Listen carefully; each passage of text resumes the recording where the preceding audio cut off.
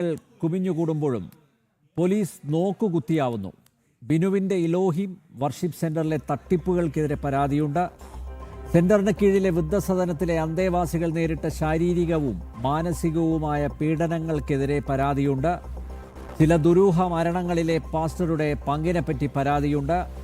പത്തനംതിട്ട SHOയെ ഇരുത്തി ബിനുവിൻ്റെ സഹായിയായ പാസ്റ്റർ RSSനെ വെല്ലുവിളിച്ചിട്ടും തല്ലാനും കൊല്ലാനും മടിയില്ലാത്ത ഗുണ്ടകൾ കൂടെയുണ്ടെന്ന് പരസ്യമായി പറഞ്ഞിട്ടും പോലീസ് നിഷ്ക്രിയരായി നോക്കി നിൽക്കുകയാണ്. പേരിന് ബിനുവിൻ്റെ കൂടെയുള്ള 3 പേരെ അറസ്റ്റ് ചെയ്തു എന്നതൊഴിച്ചാൽ ഈ ഫ്രോഡ് പാസ്റ്ററെ പൊക്കാൻ പോലീസിന് ഭയമാണോ? ജന ഡിബേറ്റിൽ ഈ വിഷയമാണ് ഇന്ന് പരിശോധിക്കുന്നത്. ഹിന്ദു ഐക്യവേദി സംസ്ഥാന അധ്യക്ഷൻ ശ്രീ RV ബാബു, കാസയുടെ പ്രതിനിധി കെവിൻ പീറ്റർ, സാമൂഹ്യ നിരീക്ഷകൻ അരുൺ മോഹൻ, ഡോക്ടർ ആരിഫ് ഹുസൈൻ തെരുവത്ത്, ബിനു വാഴമുട്ടത്തിൻ്റെ മുൻ ഡ്രൈവർ രഞ്ജിത്ത് സി നായരുടെ അഭിഭാഷകൻ KJ മനു എന്നിവ ചേരുന്നു. എല്ലാ അതിഥികളെയും ഈ സംവാദത്തിലേക്ക് സ്നേഹാദരങ്ങളോടെ സ്വാഗതം ചെയ്യുന്നു. ഒപ്പം പ്രേക്ഷകരെയും. ശ്രീ RV ബാബു, ഈ ഫ്രോഡ് പാസ്റ്റർ, അദ്ദേഹത്തെ പാസ്റ്റർ എന്ന് വിളിക്കരുത് എന്ന് ഇദ്ദേഹത്തിൻ്റെ കൂടെയുള്ളവർ തന്നെ പറഞ്ഞതുകൊണ്ടാണ് ഫ്രോഡ് പാസ്റ്റർ എന്ന് പറയുന്നത്. വലിയ പുള്ളിയാണ്. മുഖ്യമന്ത്രിയുടെ ഓഫീസിൽ ബന്ധമുണ്ട്. വർഷിപ്പ് സെൻറ്ററിന് കീഴിലെ അഗതി മന്ദിരത്തിൽ ക്രൂരതകൾ നടന്നപ്പോൾ VD സതീശിൻ്റെ ഓഫീസിൽ നിന്നും പത്തനംതിട്ട SHOയെ വിളിച്ചത്രേ. അത് പരസ്യമായി പറഞ്ഞതാണ്. ആഭ്യന്തരമന്ത്രിയുടെ ഓഫീസിൽ നിന്നുകൂടി സഹായം വരുമ്പോൾ ബിനുവിനെ പോലീസ് എങ്ങനെ തൊടാനാ അല്ലേ?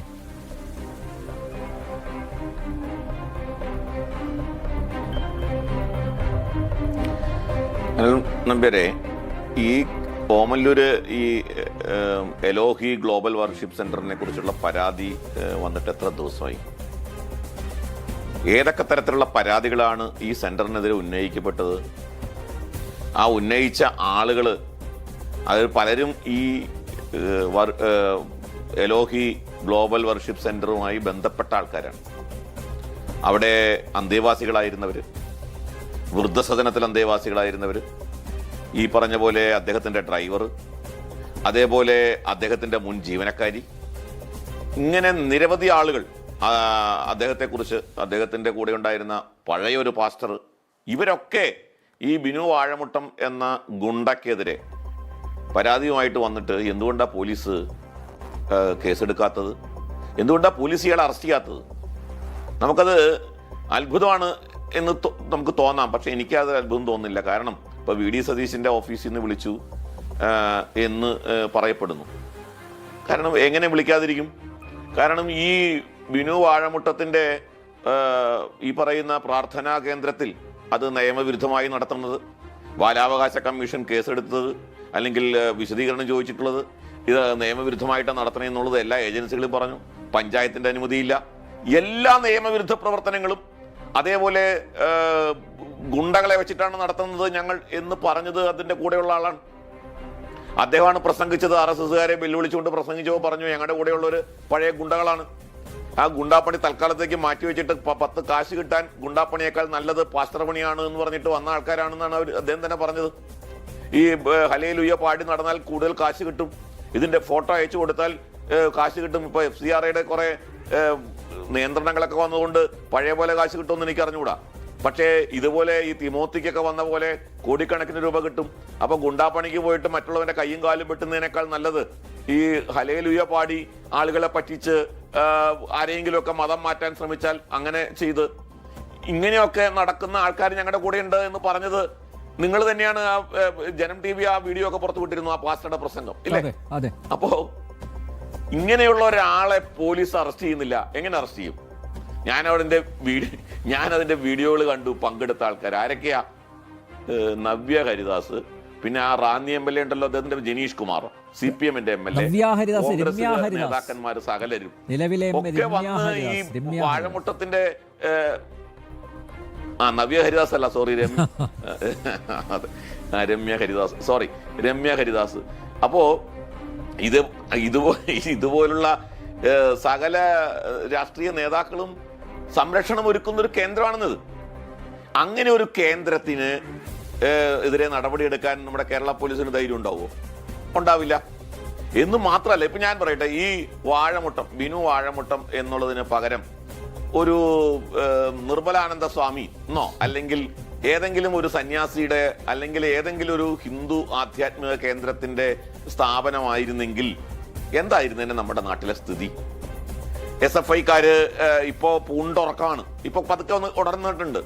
കാരണം ഭരണം പോയപ്പോൾ വീണ്ടും ഉറക്കത്തിൽ നിന്ന് ഉണർന്ന് SFI, DYFI ഒക്കെ ഇപ്പൊ നാട്ടിലുണ്ടെന്ന് നമുക്ക് മനസ്സിലായിട്ടുണ്ട്. DYFI, SFI, CITUകാരൊക്കെ വന്ന് ആ സ്ഥാപനം തല്ലിപ്പൊളിക്കും ഉറപ്പായിട്ടും. പിന്നെ ആ സ്വാമിയുടെ താടിക്ക് പിടിച്ച് വലിക്കും, റോഡിലൂടെ വലിച്ചഴയ്ക്കും ഉറപ്പായിട്ടും. പിന്നെ ആ സ്വാമിക്കെതിരെ മാത്രമല്ല, നാട്ടിലെ സകല ഹിന്ദു സ്ഥാപനങ്ങൾക്ക് നേരെയും ആക്രമണം നടത്തും. നമ്മൾ കണ്ടതാണ്, ഇതിനു മുൻപും ഇതേപോലെ കണ്ടതാണ്. കോൺഗ്രസ്സുകാർ ഒട്ടും മോശമാവില്ല. കാരണം ഇവിടെ പ്രതിസ്ഥാനത്ത് ഹിന്ദു ആണെന്നുണ്ടെങ്കിൽ പിന്നെ കോൺഗ്രസ്സുകാർക്കും ഇരിക്കപ്രതി ഉണ്ടാവില്ല, കോൺഗ്രസ്സുകാരും വരും. പക്ഷെ ഇവിടെ പ്രതിസ്ഥാനത്ത് ഈ പറയുന്ന ആളായതുകൊണ്ട്, അതും അവിടുത്തെ ക്രിസ്ത്യാനികളടക്കം ഇയാൾക്കെതിരാണ്. നല്ല ക്രിസ്ത്യാനികളുണ്ട്, യേശുക്രിസ്തുവിനെ ആരാധിക്കുന്ന നല്ല ക്രിസ്ത്യാനികളുണ്ട്, ക്രൈസ്തവ മതം ആചരിക്കുന്ന ക്രിസ്ത്യാനികളുണ്ട്. ഇയാൾ തട്ടിപ്പുകാരനാണ്, കള്ളനാണ്, കള്ളന് കഞ്ഞിവെച്ചവനാണ് എന്നൊക്കെ അറിഞ്ഞിട്ടും ഇയാളെ സംരക്ഷിക്കാൻ സർക്കാരിന് എന്താ ഇത്ര താല്പര്യം? എന്താ? അതാണ് നമുക്ക് മനസ്സിലാവാത്തത്. ഇയാളെ കുറിച്ച് ഒരുപാട് പരാതി, ഇപ്പോ ഇയാളെ കുറിച്ച് പരാതി പറഞ്ഞ ആ പെൺകുട്ടി, ആ യുവതിയെ കുറിച്ച് ഇയാൾ എന്താ പറയുന്നത്? ആ യുവതിയും മയക്കുമരുന്ന് ഉപയോഗിക്കുന്നു, മദ്യം ഉപയോഗിക്കുന്നു എന്നൊക്കെ പറയുക. എന്ത്? ഇയാളുടെ കൂടെ നടന്നിട്ട് ഇയാൾ നാട്ടുകാരെ മുഴുവൻ ആശ്വസിപ്പിക്കുന്നു, നാട്ടുകാരെ മുഴുവൻ ശുശ്രൂഷിച്ച് ആ ദൈവത്തിന്റെ ആശ്വാസം കൊടുക്കുന്നു. അങ്ങനെയുള്ള ആൾക്ക് ഈ പറയുന്ന യുവതിയുടെ മയക്കുമരുന്ന് ഉപയോഗം തടയാൻ കഴിഞ്ഞില്ലെങ്കിൽ അതിൽ പരം നമുക്ക് തെളിവുണ്ടോ ഇയാളൊരു തട്ടിപ്പുകാരനാണെന്നുള്ളതിൽ? അതിൽ പരം തെളിവില്ല.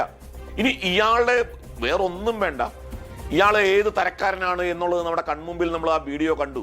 അതായത് അയാളുടെ അടുത്ത് വന്ന ഒരു കുടുംബം, ആ കുടുംബം തന്റെ വീട്ടില് ഒരു ഭദ്രകാളിയുടെ ചിത്രം വെച്ചിട്ടുണ്ട് എന്ന് പറഞ്ഞപ്പോ ആ ഭദ്രകാളിയുടെ ചിത്രം വെച്ചതോടെ അത് എന്തിനു വേണ്ടിയാണ്? നിങ്ങളുടെ കുടുംബത്തെ അടിച്ച് തകർക്കാൻ വേണ്ടിയിട്ടാണ്, അടിച്ച് പിരിക്കാൻ വേണ്ടിയിട്ടാണ് ഭദ്രകാളിയുടെ ചിത്രം വെച്ചത് എന്ന് പറയുന്ന ഒരു ആള്. എന്നിട്ട് നമ്മൾ ഇവരെ കുറിച്ചിട്ടൊക്കെയാണ് മതേതരക്കാര് എന്നും മതസൗഹാർദ്ദം ഉണ്ടാക്കുന്ന, ഇത് കേരളമാണ്, കേരളത്തിലെ മതസൗഹാർദ്ദം ഉണ്ടാക്കുന്ന ആൾക്കാരാണ് ഈ പറയുന്ന ആളുകള് ഞങ്ങളെ ആക്രമിക്കുന്നു. ആര്? ഇത്തരം പ്രവൃത്തി ചെയ്ത് ഛത്തീസ്ഗഡ് പോയി തല്ലി മേടിക്കുന്നവരെ സംരക്ഷിക്കേണ്ട വല്ല കാര്യമുണ്ടോ? ഇത്തരം പ്രവൃത്തി ചെയ്ത് ബീഹാറിലും അതേപോലെ ഒറീസയിലും അതേപോലെ ഈ പറയുന്ന നോർത്ത് ഈസ്റ്റേൺ സംസ്ഥാനങ്ങളിലൊക്കെ പോയിട്ട് പ്രവർത്തിച്ചാൽ തീർച്ചയായിട്ടും തല്ലു മേടിക്കും, യാതൊരു സംശയവുമില്ല. തല്ലു മേടിക്കുക തന്നെ ചെയ്യും. അവിടുത്തെ ഹിന്ദുക്കൾ അങ്ങനെ കയ്യും കെട്ടിയിരിക്കില്ല. ഇതുപോലുള്ള പ്രവർത്തനങ്ങളാണ് നടക്കണമെന്നേ. ഇതുപോലുള്ള പ്രവർത്തനങ്ങളും ഇതുപോലുള്ള പ്രചരണവും വീടുകളിൽ പോയിട്ട് പറയും, ഈ ഫോട്ടോ എടുത്ത് മാറ്റണം, ഈ ഫോട്ടോ തെറ്റാണ് എന്നൊക്കെ പറഞ്ഞ് പ്രചരിപ്പിക്കും. അപ്പൊ ഈ സത്യം പറഞ്ഞാൽ ബിനു വാഴമുട്ടത്തിന്റെ കയ്യും കാലും തല്ലി ഓടിക്കാൻ അവിടുത്തെ ഹിന്ദുക്കൾക്ക് കഴിയാത്തതാണ് ഇപ്പോഴും പ്രശ്നമായിട്ട് എനിക്ക് തോന്നുന്നത്. സത്യം പറഞ്ഞാൽ അതാണ്. ഇതേപോലുള്ള ആളുകളെ ഉണ്ടല്ലോ പോലീസ് കൈകാര്യം ചെയ്യാൻ തയ്യാറില്ല എങ്കിൽ, നിയമം അതിന്റെ കൈകാര്യം ചെയ്യാൻ തയ്യാറില്ല എന്നുണ്ടെങ്കിൽ നാട്ടുകാർ കൈകാര്യം ചെയ്യണം. അത് ഹിന്ദുക്കൾ ചെയ്യേണ്ട ആവശ്യമില്ല, അവിടുത്തെ ക്രൈസ്തവർ ചെയ്യുമെന്നാണ് എനിക്ക് തോന്നുന്നത്. ഓമല്ലൂരിലെ നല്ല ക്രൈസ്തവരുണ്ട്. അവര് യഥാർത്ഥത്തിൽ നേരെ ചൊവ്വേ പള്ളിയിൽ പോയി ആരാധിച്ച് അവനവന്റെ കാര്യം നോക്കുന്ന ക്രൈസ്തവര്. അവര് ഇയാളുടെ കയ്യും കാലും തല്ലി ഓടിക്കുന്ന ദിവസം നമ്മൾ നോക്കി നിന്നാൽ മതി. അതാണ് സത്യത്തിൽ നടക്കേണ്ടത് എന്നാണ് എനിക്ക് തോന്നുന്നത്. അനിൽ നമ്പ്യാരെ. രഞ്ജിത്ത് നോക്കൂ, ഈ ഗ്ലോബൽ വർഷിപ്പ് സെന്ററിനെതിരെ പരാതി നൽകിയ മുൻ ജീവനക്കാരിയെ അധിക്ഷേപിച്ച് ഈ ഫ്രോഡ് പാസ്റ്റർ ഒരു വീഡിയോ ഇട്ടിട്ടുണ്ട്. യുവതി എല്ലാവിധ ലഹരിയും ഉപയോഗിക്കുന്ന ആൾ എന്നാണ് അധിക്ഷേപിച്ചിരിക്കുന്നത്. അതുപോലെ തെളിവുകൾ അയാളുടെ കയ്യിലുണ്ടെന്നും പറയുന്നു. അതൊരു കാര്യം. കഴിഞ്ഞ ദിവസം ഒരു രേഖ സ്നേഹപ്പച്ച എന്ന അവരുടെ ഒരു പോസ്റ്റ് കണ്ടു. ബിനു പാസ്റ്റർ നിരുപാധികം മാപ്പ് പറഞ്ഞുകൊണ്ട് ഞാൻ പിന്മാറുന്നു, ഞാൻ കാരണമുണ്ടായ എല്ലാ ബുദ്ധിമുട്ടുകൾക്കും ക്ഷമ ചോദിക്കുന്നു. ബിനു വാഴമുട്ടം പാസ്റ്ററിൻ്റെ എല്ലാ വിശ്വാസികളോടും മാപ്പ് ചോദിക്കുന്നു. ഈ പാസ്റ്ററിനെതിരെ രംഗത്ത് വന്ന ഒരു സ്ത്രീയാണ് ഈ രേഖ സ്നേഹപ്പച്ച. പക്ഷേ എനിക്ക് തോന്നുന്നു, ഞാൻ മനസ്സിലാക്കുന്നത് പണം കൊടുത്ത് അവരെ ഒതുക്കി എന്നാണ്, അല്ലാതെ ഇങ്ങനെ ഒരു മാപ്പ് അപേക്ഷ ഉണ്ടാവില്ല. പറഞ്ഞോളൂ ചേട്ടാ. ഇതിനകത്ത് ശരിക്കുള്ള കാര്യം, ഇന്നിപ്പോ ആ സ്ത്രീ ഞാൻ ഇദ്ദേഹത്തെ അഡ്വക്കേറ്റ് KJ മനുചേട്ടന് തീർച്ചയായിട്ടും അറിയാവുന്ന ഒരു കാര്യമാണ്. ഞാൻ 2018 ഞാൻ ഈ പരാതി ഉന്നയിച്ചപ്പോൾ ഇദ്ദേഹം കഴിഞ്ഞ ദിവസം യൂട്യൂബിൽ സ്നേഹത്തോടെ പ്രിയപ്പെട്ട രഞ്ജിത്തിനോട് എനിക്കെതിരെ പറഞ്ഞേക്കാണ്. സ്നേഹത്തോടെ പ്രിയപ്പെട്ട രഞ്ജിത്തിനോട്. രഞ്ജിത്തിന്റെ അമ്മായിയമ്മ ആരാന്ന് പറയാം, രഞ്ജിത്ത് ആരാന്ന് പറയാം, രഞ്ജിത്ത് എങ്ങനെ ഇങ്ങോട്ട് വന്നേന്ന് പറയാം, രഞ്ജിത്തിനെ ഇവിടുന്ന് പുറത്താക്കി മോശപ്പെട്ട സാഹചര്യത്തിൽ കണ്ടു. ഇത്രയാണ്. പിന്നെ കോന്നി പോലീസ് സ്റ്റേഷനിൽ എനിക്കെതിരെയുള്ള കേസുകൾ ചേട്ടാ 10 ലക്ഷം രൂപ. കോന്നി പോലീസ് മദ്യപിച്ച് വാഹനം ഓടിച്ചു എന്നൊരു പരാതിയെങ്കിലും കോന്നി പോലീസ് സ്റ്റേഷനിൽ എനിക്കെതിരെ ഉണ്ടെങ്കിൽ 10 ലക്ഷം രൂപ ഇദ്ദേഹത്തിന് കൊടുക്കാൻ തയ്യാറാണ്. ഇയാള് ആരെ കുറിച്ചും എന്തു പറയാം, അവരെ എങ്ങനെയും പേടിപ്പിക്കാം. ഇദ്ദേഹത്തിനെതിരെ ആരെങ്കിലും വന്നാൽ പിന്നെ അവരെ കുറിച്ച് അപവാദം മാത്രമാണ് ഇദ്ദേഹത്തിന്റെ ഏറ്റവും വലിയ ആയുധം. അത് ഇന്നും ഇന്നലെയും തുടങ്ങിയതല്ല. ഇദ്ദേഹം പറഞ്ഞേക്കാണ് കോന്നി പോലീസ് സ്റ്റേഷനിൽ എനിക്കെതിരെ നിരവധി കേസുകളുണ്ട്. ഒരൊറ്റ കേസ് ആരെങ്കിലും എന്നെ കുറിച്ചെങ്കിലും ഞാൻ ചീത്ത വിളിച്ചെന്ന് പറഞ്ഞൊരു പരാതി എഴുതി വേറൊരാള് വന്ന് രണ്ടുപേരും തമ്മിൽ സ്റ്റേഷനിൽ വെച്ച് ഇയാള് പണ്ട് കുളന്നുട എന്നെ വിളിച്ചുകൊണ്ട് പോയി അടി ഉണ്ടാക്കി. ഞാനാണ് പോയത്, എനിക്കറിയാം. അന്ന് എനിക്ക് തല്ലുകൊണ്ട് ആ ഫോട്ടോയൊക്കെ നിങ്ങൾക്ക് കാണണോ? ഞാൻ കാണിച്ചു തരാം. എന്നെ കുറിച്ച് ഇത്രയും കാര്യങ്ങൾ. അപ്പൊ ഞാൻ ഇനി എന്ത് ചെയ്യരുത്? ഞാൻ ഇതും പറഞ്ഞ് പുറത്തേക്ക് വരരുത്. ഈ ഫോട്ടോയൊക്കെ നിങ്ങൾക്ക് ഓർമ്മയുണ്ടോ? കാണാൻ പറ്റുമോ? ഇദ്ദേഹത്തിന്റെ കൂടെ ഞാൻ നിൽക്കുമ്പോൾ ഉള്ള ഫോട്ടോകളാ ഇതൊക്കെ. ഇതുപോലത്തെ 100 കണക്കിന് ഫോട്ടോകൾ എന്റെ കയ്യിലുണ്ട്. ഇദ്ദേഹം വിചാരിച്ചു എന്നെ ഒരു പോസ്കോ കേസിൽ പെടുത്തി എന്റെ മൊബൈൽ ഫോൺ കൈക്കലാക്കിയാൽ ഈ തെളിവുകളല്ല ഇദ്ദേഹത്തിന്റെ കൈ കിട്ടും, ഇദ്ദേഹം സേഫായി എന്ന് ഇദ്ദേഹം ചിന്തിച്ചു. അവിടെ ഇദ്ദേഹത്തിന് തെറ്റുപറ്റിപ്പോയി. ഇദ്ദേഹം എന്നെ കൊടുക്കുമെന്ന് അറിഞ്ഞ സമയം തൊട്ട് ഞാൻ ഈ തെളിവുകളെല്ലാം മറ്റൊരു ഫോണിലേക്ക് മാറ്റിയിരുന്നു. ഇദ്ദേഹം ഇദ്ദേഹത്തിന് ഏറ്റവും വലിയ ഇദ്ദേഹത്തിന് പിടിവള്ളി എന്താ അറിയോ? ഞങ്ങൾ മാന്തുകയിൽ പോയി ഓർത്തഡോക്സ് പള്ളിയുടെ അധ്യക്ഷന്റെ അവിടെ അടി ഉണ്ടായ കാര്യം പോട്ടെ, 7 പേര് പോയി, ഞാൻ സമ്മതിക്കുന്നു. ആ സമയത്ത് ഞാൻ ഗവൺമെന്റ് ഹോസ്പിറ്റലിൽ അഡ്മിറ്റ് ആണ്. ഡീറ്റെയിൽസ് കാണിക്കാം. ഞാൻ ഒരു ചെറിയ വീഡിയോ ക്ലിപ്പ് ഞാൻ ഓൾറെഡി ജനൻ ടിവിക്ക് അയക്കുന്നതിന് മുമ്പ് ഒരു സംഭവം, ഈ വീഡിയോ ക്ലിപ്പ് എവിടെ വെച്ചുള്ള അദ്ദേഹത്തിന് പറയാൻ പറ്റുമോ? ഇദ്ദേഹം പറയുന്നു ഇദ്ദേഹം കുളനടയായിട്ട് ഒരു ബന്ധവും ഇല്ലെങ്കിൽ ഈ വീഡിയോ ക്ലിപ്പ് ആരെടുത്തു? ഇതുപോലെ കുറച്ച് വീഡിയോകൾ എന്റെ അഡ്വക്കേറ്റ് കൃത്യമായി മനുചേട്ടൻ ഇവിടെ ഇരിപ്പുണ്ട്. എന്നോട് പറഞ്ഞതിന് പ്രകാരമാണ് ആ എവിഡൻസ് ഞാൻ ഇപ്പോഴും വെളിയിൽ വിടാത്തത്. മനുചേട്ടൻ പറയുന്നതിന് പ്രകാരം മാത്രമേ അത് കോടതിയിൽ ഹാജരാക്കൂ. കാരണം എനിക്കെതിരെ മാനനഷ്ട കേസ് കൊടുക്കാൻ എന്തുണ്ടെന്ന് നോക്കിയിരിക്കണം ഇദ്ദേഹം. ഇദ്ദേഹത്തിന് വേണ്ടി ഞാൻ അവിടെ കിടന്ന് തല്ലുകൊള്ളുമ്പോ എന്റെ കുത്ത് ആ നാട്ടുകാർ പിടിച്ചു വെച്ചേക്കുന്ന ഫോട്ടോയാ. ഒരടി പോലും ഇദ്ദേഹത്തിന്റെ ദേഹത്ത് വീണിട്ടില്ല. അത് ഇദ്ദേഹം തന്നെ ഇദ്ദേഹത്തിന്റെ ലൈവിൽ ഇദ്ദേഹത്തിന്റെ യൂട്യൂബ് ചാനലിൽ കൂടെ പറയുന്നതാണ് നിങ്ങൾ ഈ കാണുന്നത്. കേട്ടോ? എന്റെ ഉടുപ്പ് കയറിപ്പോയി. നമ്മുടെ കുട്ടികളെ അവര് ആവോളം തല്ലാനായിട്ടുള്ള ശ്രമങ്ങൾ നടത്തി. കുട്ടികളെ തല്ലി എന്റെ ദേഹത്ത് ഒരു നുള്ളും മണ്ണ് പോലും വീഴാൻ എന്റെ കൂടെ നിൽക്കുന്ന ഈ സഹോദരങ്ങളെ സമ്മതിച്ചില്ല. അപ്പൊ തല്ലുകൊണ്ടത് ആരാ? തല്ലുകൊണ്ടത് ഞങ്ങള്. എന്തിനാ തല്ലിയേ? അന്ന് ഉച്ചയ്ക്ക് ഇദ്ദേഹത്തിന്റെ വീട്ടിൽ നിന്ന് ഈ ഉള്ള കുട്ടികളുമായിട്ട് ഞങ്ങൾ ആറ്റിപ്പോയി കുളിച്ചിട്ട് ചർച്ച വന്നതിന് ശേഷം അവിടെ വെച്ചുണ്ടായി ഇദ്ദേഹവും അവരുമായിട്ടുണ്ടായ പ്രശ്നത്തിൽ പരസ്പരം വെല്ലുവിളിക്കുകയും അങ്ങോട്ടും ഇങ്ങോട്ടും തന്തയ്ക്ക് വിളിക്കുകയും വീട്ടിൽ വന്നാൽ കാണിച്ചു തരാടാന്ന് പറഞ്ഞ് അങ്ങോട്ടും ഇങ്ങോട്ടും വെല്ലുവിളിക്കുകയും ഞാൻ വരാടാ നീ എന്നെ കാണിക്കടാന്ന് പറഞ്ഞ് ആ വെല്ലുവിളി. ഇവനാണോ പാസ്റ്റർ? അന്ന് രാത്രി ഈ കുട്ടികൾക്കൊന്നും അറിയത്തില്ല. പക്ഷെ അവന്മാരൊന്നും ഒരുത്തനും ചലിക്കത്തില്ല. പേടിയാ ഒരുത്തനും പോകുന്നില്ല. പേടിയാ. ഞാൻ എന്തുകൊണ്ട് രംഗത്ത് വന്നു എന്ന് വെച്ചാൽ ഞാൻ ഒരു മനുഷ്യന് കൃത്യമായിട്ട് അറിയാം. അഡ്വക്കേറ്റ് KJ മനു പറഞ്ഞിട്ട് അദ്ദേഹത്തിന് അറിയാം. ഞാൻ ഒരു ഹൈന്ദവ വിശ്വാസിയായിരുന്നു. ഞാൻ ഈ പെൺകുട്ടിയെ സ്നേഹിച്ചു പോയി. എനിക്ക് ഈ പെൺകുട്ടിയെ അച്ഛനല്ലാതെ അമ്മ വളർത്തിയ കുട്ടിയാ. അതിന്റെ വീട്ടിൽ നിന്ന് വിളിച്ചിറക്കി കൊണ്ടുവരാൻ എനിക്ക് ബുദ്ധിമുട്ടാണ്. ആ കുട്ടിയുടെ അമ്മ ഈ പറയുന്ന വിശ്വാസ ജീവിതത്തിലാണ്. ഇന്നും അവരതേ വിശ്വാസത്തിലാണ്. അവരാ വിശ്വാസം ജീവിക്കുന്നു, ഞാൻ എന്റെ വിശ്വാസം ജീവിക്കുന്നു. എന്റെ അച്ഛൻ എന്നോട് പറഞ്ഞൊരു വാക്യമുള്ളൂ, മോനെ നിന്നെ ഞാൻ പഠിപ്പിച്ചത് ഹിന്ദു ക്രിസ്ത്യാനി മുസ്ലിമും എല്ലാം ഒരുപോലെ ഉള്ളൂ. നിനക്ക് ആ വിവാഹത്തിന് നിനക്ക് അങ്ങനെ ഒരു ആവശ്യം ഉണ്ടെങ്കിൽ നിനക്ക് എന്താടാ, നീ അയ്യപ്പാന്ന് വിളിക്കുന്നതല്ലേ നീ യേശു എന്ന് വിളിക്കുന്നേ. നീ അങ്ങോട്ട് പൊയ്ക്കോ, എന്താ പ്രശ്നം? നീ അവിടെ ചെന്ന് അവര് പറയുന്ന കാര്യങ്ങൾ നിനക്ക് എന്താണോ ഓക്കെ എന്ന് വെച്ചാൽ ചെയ്യ്. സന്തോഷമായിട്ട് ഇന്ന് ഞങ്ങൾ ജീവിക്കുന്നുണ്ടേ. ഞാൻ അവളെ ഒരു ആരാധനാ സ്വാതന്ത്ര്യം മുടക്കിയിട്ടില്ല. എന്നോട് അമ്പലത്തിൽ പോകരുതെന്ന് അവളും പറഞ്ഞിട്ടില്ല. ഇവൻ കള്ളനാന്ന് ബോധ്യപ്പെട്ട ആ നിമിഷം ഞാൻ അവിടുന്ന് മാറിയവനാ. ഇവൻ കഴിഞ്ഞ ദിവസം പറഞ്ഞേക്കുന്ന എന്നെ മോശപ്പെട്ട സാഹചര്യത്തിൽ കണ്ടു പുറത്താക്കിയെന്ന്. ഇന്ന് ആ പെൺകുട്ടിയെ കുറിച്ച്, ആ പറഞ്ഞ പെൺകുട്ടി എന്തോ പറഞ്ഞു, അവരെ കുറിച്ച് മദ്യപിക്കും, മയക്കുമരുന്ന്. ഇവൻ ആരെ കുറിച്ച് എന്ത് തന്തയ്ക്ക് പ്രകാരം പറയാമെന്നുള്ള ചിന്തയാണ് ഇവന്റെ ഈ ഒരു ഇത് കണ്ട് പേടിക്കുമെന്നാണ് ഇവന്റെ വിചാരം. ഒരിക്കലുമല്ല അങ്ങനെ ശരിക്കും ഈ വാർത്ത ഞാൻ 2020 മനുച്ചേട്ടൻ പറഞ്ഞതാ, എടാ ഡിഫൻസ് നീ കേസ് കൊടുക്കാം. ഞാൻ പറഞ്ഞു, മനുച്ചേട്ടാ എനിക്കൊരു കുടുംബമുണ്ട്, എനിക്ക് ഗൾഫിലേക്ക് പോകണം മനുച്ചേട്ടാ, പഴയ പോലല്ല, ജീവിക്കണം. പിന്നെ പ്രിയപ്പെട്ട അനിൽ ചേട്ടനോട് ഞാൻ ഒരു കാര്യം പറയും, ഇദ്ദേഹത്തെ ഈ ചാനൽ ചർച്ചയിൽ നിങ്ങൾക്ക് ഫോൺ നമ്പർ ഉണ്ടെങ്കിൽ ഈ പാസ്റ്റർ ഈ ചർച്ചയിൽ ഇപ്പൊ വിളിക്കണം. ഇദ്ദേഹം എന്നെ കുറിച്ച് പറഞ്ഞത് കോന്നി പോലീസ് സ്റ്റേഷൻ നിരവധി രഞ്ജിത്തെ ആരും വരുന്നില്ലെന്നേ.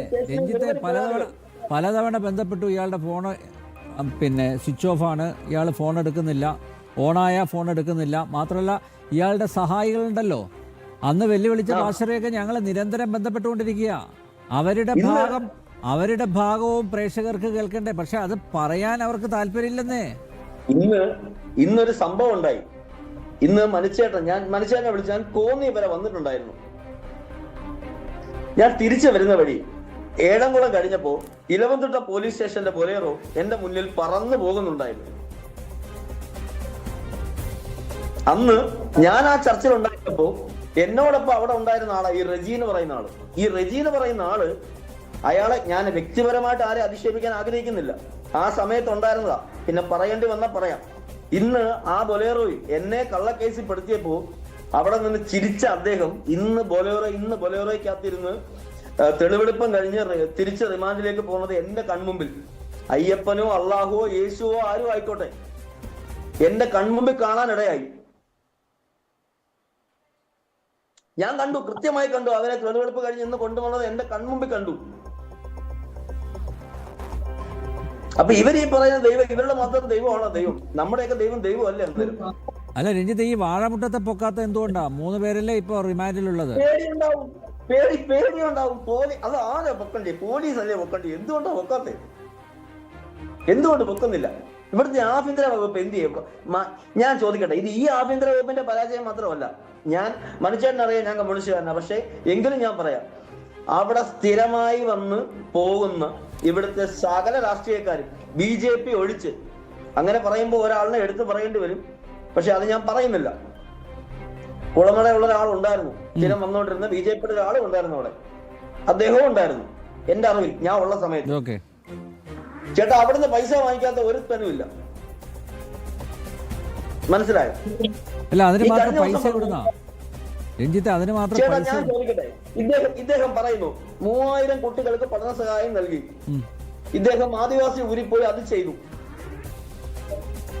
2010 ഒരു സൈക്കിൾ പോലും ഇല്ലാതെ, അല്ലെങ്കിൽ ബൈക്കിൽ നടന്ന് ആയിക്കോട്ടെ, ആള് ഈ കോടികൾ എവിടുന്നാ വന്നേ? ഈ 3000 കുട്ടികൾ, ഞാൻ ചോദിക്കട്ടെ, 3000 കുട്ടികൾക്ക് പഠന സഹായം കൊടുക്കുന്നു, എവിടുന്ന് കൊടുക്കുന്നു? ആരുടെ പൈസ? ഇദ്ദേഹത്തിന് എന്താ വരുമാനം? ഒരു ഭാര്യയുണ്ട്, അച്ഛനുണ്ട്, അമ്മയുണ്ട്, 3 കുഞ്ഞുങ്ങളുണ്ട്, ഒരു ഇന്നോവ ക്രിസ്റ്റ, ഒരു എർട്ടിക, ഒരു ട്രാവലർ, പിന്നെ വണ്ടികൾ വേറെയും ഉണ്ട്. കൊട്ടാരം പോലെ 2 നില വീട് ഇടിച്ചു പൊളിച്ച് ഇപ്പൊ വേറെ വീട് പണിയുന്നു. ആ വീട്ടിലാണ് ഈ കുഞ്ഞിനെ കൊണ്ട് ജോലി ചെയ്യിപ്പിച്ചതെന്ന് പറയുന്നുണ്ട്.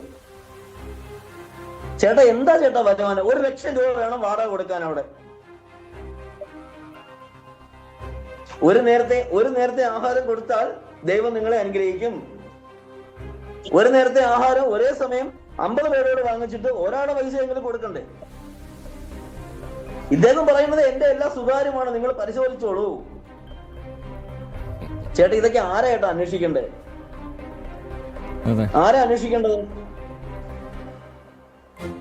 കഴിഞ്ഞ ദിവസം എന്നെ വെല്ലുവിളിച്ചേക്കുന്നു. പിന്നെ എനിക്കെതിരെ കോന്നി പോലീസ് സ്റ്റേഷനിൽ പരാതിയുണ്ട്. പിന്നെ എന്തോ ഇദ്ദേഹത്തിന്റെ എന്റെ അമ്മായിയമ്മയാണ് എന്നെ അവിടെ കൊണ്ടുപോയത്. അവര് പൂർണ്ണ വിശ്വാസ ജീവിതത്തിൽ ജീവിക്കുന്ന ആളാ. ഇന്നും ഇവിടെയും പറയുന്നുണ്ട്, നീ വാ തുറക്കരുത്, നീ സംസാരിക്കരുത്, ദൈവമാണ് മറുപടി കൊടുക്കേണ്ടത്, നീ പറയാം. അപ്പൊ ഞാൻ അമ്മയോട് പറഞ്ഞു, അങ്ങനെയല്ല, നമ്മൾ പറയേണ്ടത് നമ്മൾ പറയണം. ദൈവം പിന്നെ മറുപടി കൊടുക്കണം. ഞാൻ ഇന്ന് ഞങ്ങളുടെ അമ്മയോട് പറഞ്ഞിട്ടേ ഉള്ളൂ. ഓക്കെ രഞ്ജിത്ത്, എനിക്ക് മറ്റ് കുറച്ച് കാര്യങ്ങൾ കൂടി അറിയാനുണ്ട്, സുപ്രധാനമായിട്ട് കാര്യങ്ങൾ അറിയാനുണ്ട്. ഞാൻ മറ്റ് അതിഥികളിലേക്ക് കൂടി പോയി രഞ്ജിത്തിലേക്ക് വരാം. ഒരു ചെറിയ ഇടവേള. അഡ്വക്കേറ്റ് മനു, രഞ്ജിത്തിൻ്റെ അഭിഭാഷകൻ എന്ന നിലയിൽ ഈ ഫ്രോഡ് പാസ്റ്ററുടെ കള്ളത്തരങ്ങളെക്കുറിച്ചൊക്കെ താങ്കൾ പരിശോധിച്ചിട്ടുണ്ടാവുമല്ലോ അല്ലേ? കേൾക്കാം. ഇയാളെ കുറിച്ച് എന്താ പറയാനുള്ളത്? ഇദ്ദേഹത്തെ പറ്റി പറയാനാണെങ്കിൽ വളരെയേറെയുണ്ട്.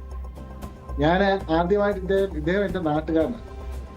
രഞ്ജിത്ത് ഈ പോക്സോ കേസുമായിട്ട് എന്റെ അടുത്ത് വരുമ്പോഴാണ് ഞാൻ ഇദ്ദേഹത്തെ പറ്റി കൂടുതൽ അന്വേഷിക്കുന്നത്. രഞ്ജിത്തിന്റെ കേസ് ഞാൻ വ്യക്തമായി പഠിച്ചപ്പോൾ അത് കൃത്രിമമായി ഉണ്ടാക്കിയ കേസാണ്. അത് ആരോപണം എന്നാൽ ഒരു പെൺകുട്ടിയോട് ആഹാരം കഴിക്കും എന്ന് പറഞ്ഞത് മാത്രമാണ് ആരോപണം. അതിന് ഉപോത്ബലകമായിട്ട് പെൺകുട്ടിക്ക് മെസ്സേജ് അയച്ചു വന്നു. ഒക്കെ ഉള്ള കുറെ കള്ള ആരോപണം. പക്ഷെ ആ ആരോപണങ്ങളൊന്നും തെളിയിച്ചിട്ടില്ല. ആ മൊബൈലും ഇല്ല, അയച്ച സന്ദേശവും ഇല്ല. പിന്നീട് ഞാൻ അന്വേഷിച്ചപ്പോൾ വളരെയേറെ ആൾക്കാർക്കെതിരെ ഇദ്ദേഹം പല വിധത്തിലുള്ള കേസുകൾ കൊടുത്തിട്ടുള്ളതായിട്ട് അറിഞ്ഞു.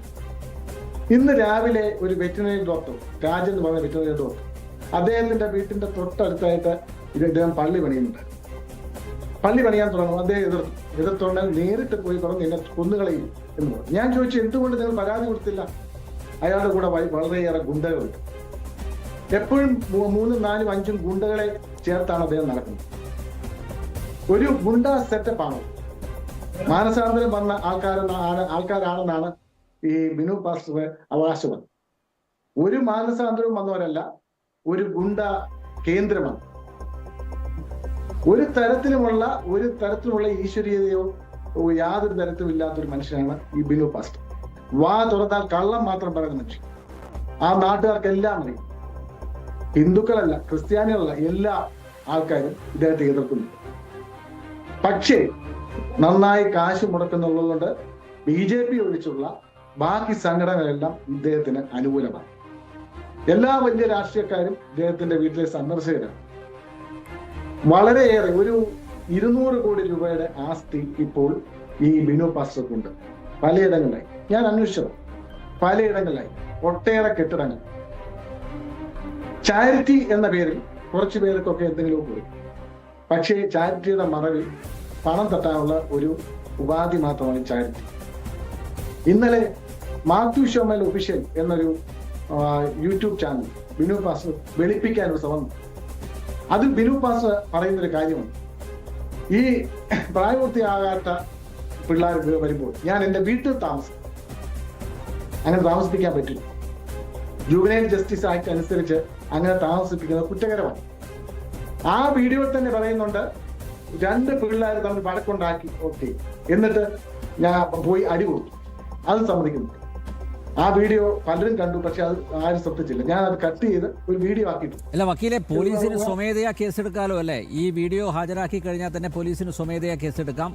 മാത്രമല്ല ഞാൻ ഈ ചർച്ചയുടെ തുടക്കത്തിൽ ഞാൻ പറഞ്ഞല്ലോ, അതായത് ഒരു SHOയെ ഇരുത്തിയിട്ടാണ്, അയാളുടെ സാന്നിധ്യത്തിലാണ് ഈ ബിനുവിൻ്റെ സഹായിയായിട്ടുള്ള പാസ്റ്റർ RSSനെ വെല്ലുവിളിച്ചത്. മാത്രമല്ല തല്ലാനും കൊല്ലാനും മടിയില്ലാത്ത ഗുണ്ടകൾ ഞങ്ങളുടെ കൂടെ ഉണ്ട് എന്നൊക്കെ പരസ്യമായി പറഞ്ഞപ്പോൾ SHOയുടെ സാന്നിധ്യമുണ്ട്. അതും പോലീസിന് കേസെടുക്കാവുന്ന ഇതല്ലേ? തീർത്തും ചെയ്യാം. പോലീസിന് ശിവപ്പെട്ട കേസെടുക്കാം. ഇയാൾക്കെതിരെ കേസെടുക്കാൻ യാതൊരു സംശയവും വേണ്ട, കേസെടുക്കാം.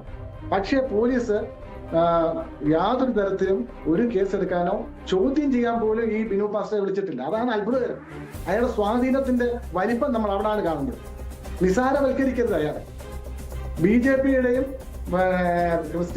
ക്രിസ്ത്യൻ മതവിഭാഗത്തിലുള്ളവരും എല്ലാവരും ഇയാൾക്കെതിരെ നിന്നിട്ടും അയാളെ വിളിച്ചു ചോദ്യം ചെയ്യാൻ പോലും പറ്റിയിട്ടില്ല പോലീസിന്. അദ്ദേഹം ഇവിടെ തന്നെയുണ്ട്, എന്നും പോയിട്ടുമില്ല. കാരണം പ്രായപൂർത്തിയാകാത്ത പിള്ളേരെ ദേഹോദരം ഏൽപ്പിച്ച കേസിൽ ഇയാളും പ്രതിയാകും. പക്ഷേ അയാളെ പ്രതിയാക്കിയിട്ടില്ല. അയാളുടെ വേലക്കാരെ ഗുണ്ടകളെ പ്രതിയാക്കി. അല്ല, സാധാരണ ഇങ്ങനെ ഒരാൾ നടത്തുന്ന ഈ അഗതി മന്ദിരത്തിൽ അല്ലെങ്കിൽ വൃദ്ധസദനത്തിൽ ഇത്തരമൊരു പ്രശ്നം ഉണ്ടായിക്കഴിഞ്ഞാൽ ആ ഉടമയല്ലേ, അത് നടത്തിപ്പുകാരനല്ലേ ആദ്യം പോലീസ് കസ്റ്റഡിയിലെടുക്കുക. ഇതിപ്പോൾ അയാളുടെ സഹായികളായിട്ടുള്ള 3 പേരെയാണ് അറസ്റ്റ് ചെയ്തുകൊണ്ട് പോയിരിക്കുന്നത്. മാത്രമല്ല മറ്റൊരു കാര്യം വൃദ്ധസദനം എന്നാണ് പറയുന്നത്. പക്ഷെ അവിടെ എങ്ങനെയാ ഈ 10ഉം 15ഉം വയസ്സുള്ള കുട്ടികൾ എങ്ങനെയാ അവിടെ എത്തിയത്? അവിടെ അന്തേവാസികളായത് എങ്ങനെയാ? വൃദ്ധസദനത്തിൽ വൃദ്ധർ മാത്രമേ ഉള്ളൂ. ബാലസദനമാണെങ്കിൽ ബാലന്മാർ മാത്രമേ ഉള്ളൂ. തന്നെയല്ല, ബാലസദനം നടത്തണമെങ്കിൽ അതിനുള്ള ഒത്തിരി നിയമപരമായ നടപടികളുണ്ട്. ബിനു പാസ്റ്റർ വീട്ടിൽ പിള്ളേരെ താമസിപ്പിച്ചു അവകാശപ്പെടുന്നത്. അങ്ങനെ താമസിപ്പിക്കാൻ പറ്റുമോ? രക്തബന്ധമില്ലാത്ത അല്ലെങ്കിൽ അച്ഛനും അമ്മയല്ലാത്ത മറ്റൊരാൾക്ക് ഒരു കുട്ടിയെ താമസിപ്പിക്കാൻ പറ്റത്തില്ല. അത് കുറ്റകരമാണ്. അത് അയാളുടെ വീഡിയോയിൽ കൂടെ സമ്മതിക്കുന്നുണ്ട്. ആ കുട്ടിയെ അടിച്ചു എന്ന് സമ്മതിക്കുന്നുണ്ട്.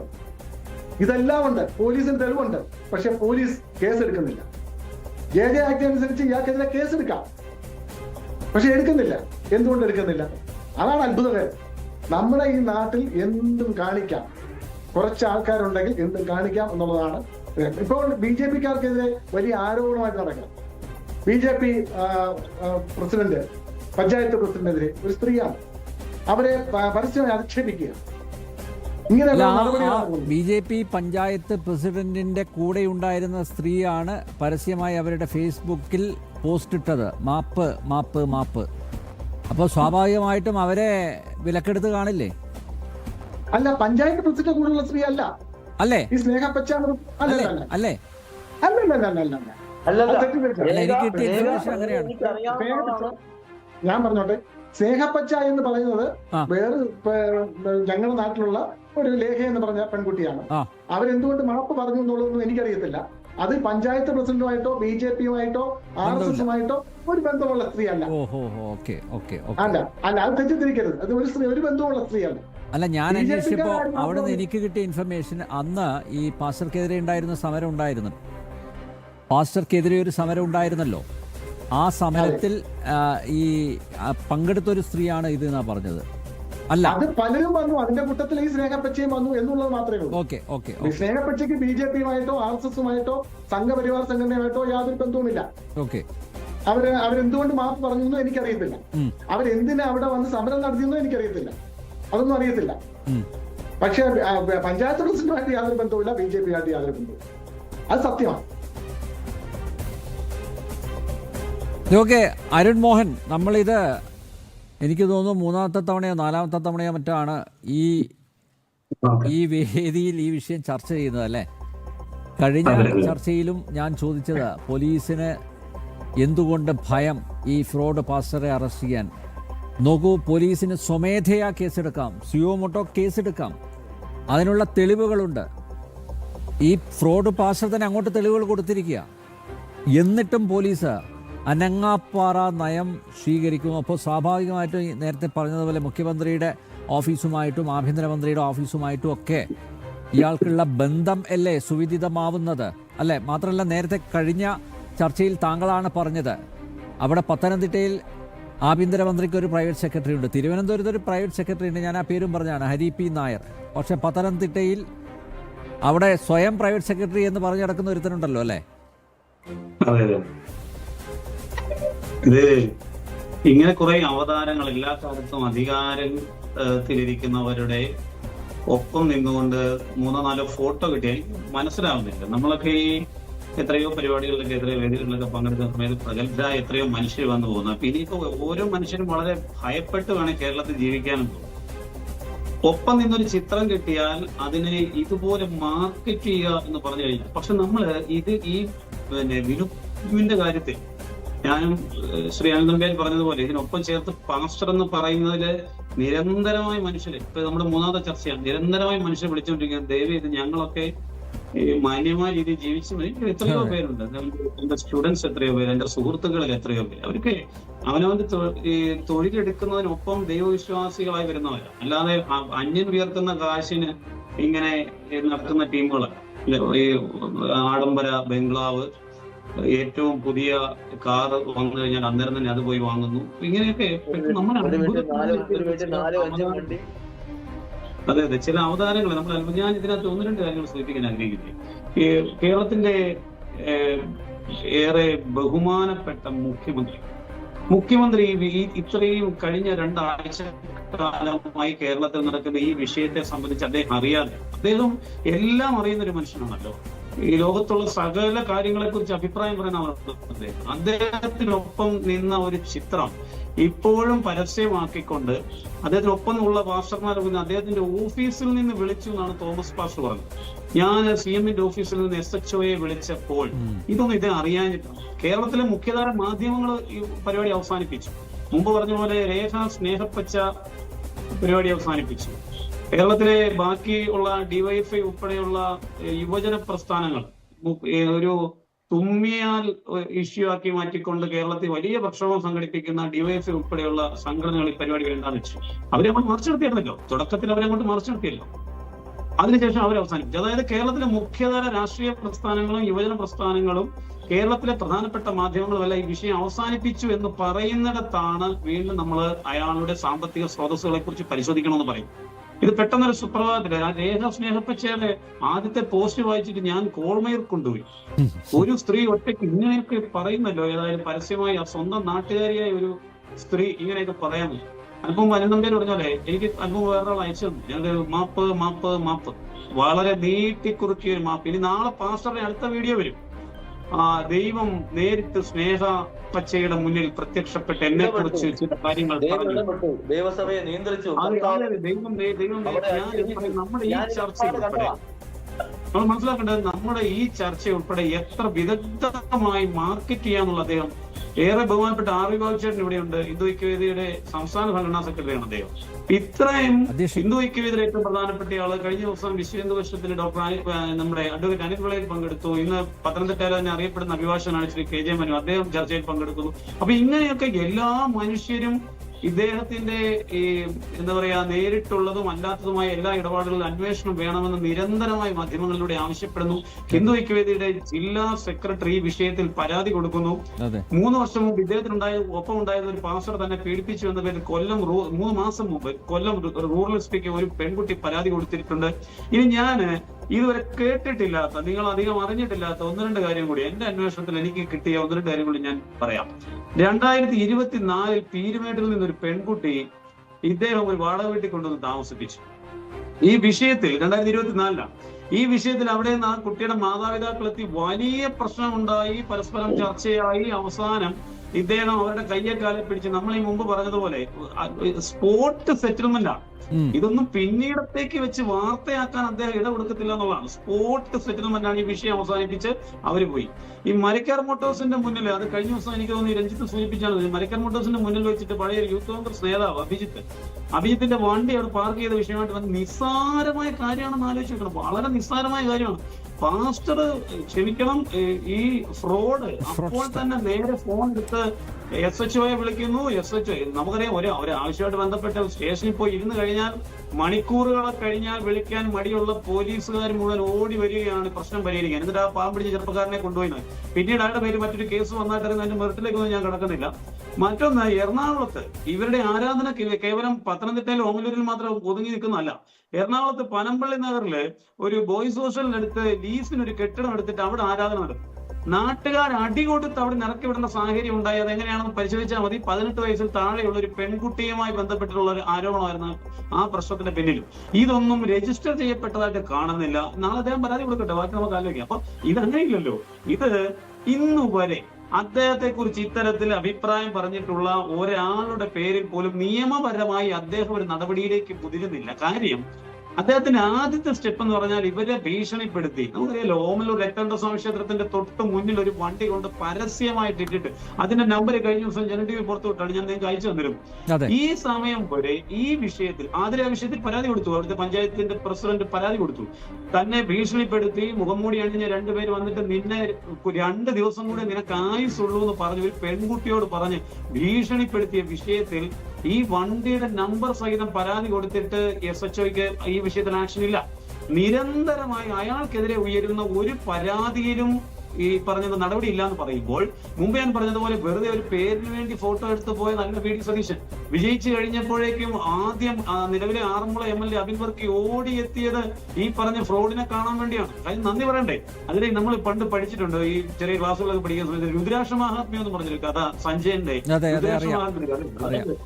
ഈ രുദ്രാക്ഷം കഴുത്തിൽ ധരിച്ചതിന് ശേഷം നിങ്ങൾ പരീക്ഷ എഴുതിയാൽ ആ പരീക്ഷ വിജയിക്കും, രോഗാവസ്ഥയിലുള്ള ആളാണെങ്കിൽ രോഗം മാറും, വിവാഹം കഴിക്കാത്ത ആളാണെങ്കിൽ വിവാഹം നടക്കും എന്നൊക്കെ പറഞ്ഞ് നടക്കുന്ന വലിയൊരു തട്ടിപ്പ് മാഫിയാണ്. ഈ പറഞ്ഞ രണ്ടുപേരും വന്ന് ഒരാള് മരിച്ചു പോയി കാണും, അയാളെ കുറിച്ച് പറയാൻ മറ്റാരും കാണത്തില്ല, രോഗം മാറി ഒരാൾ പറയുന്നത് ഇതാ രുദ്രാക്ഷം കൊണ്ടാണ് എന്റെ രോഗം മാറി.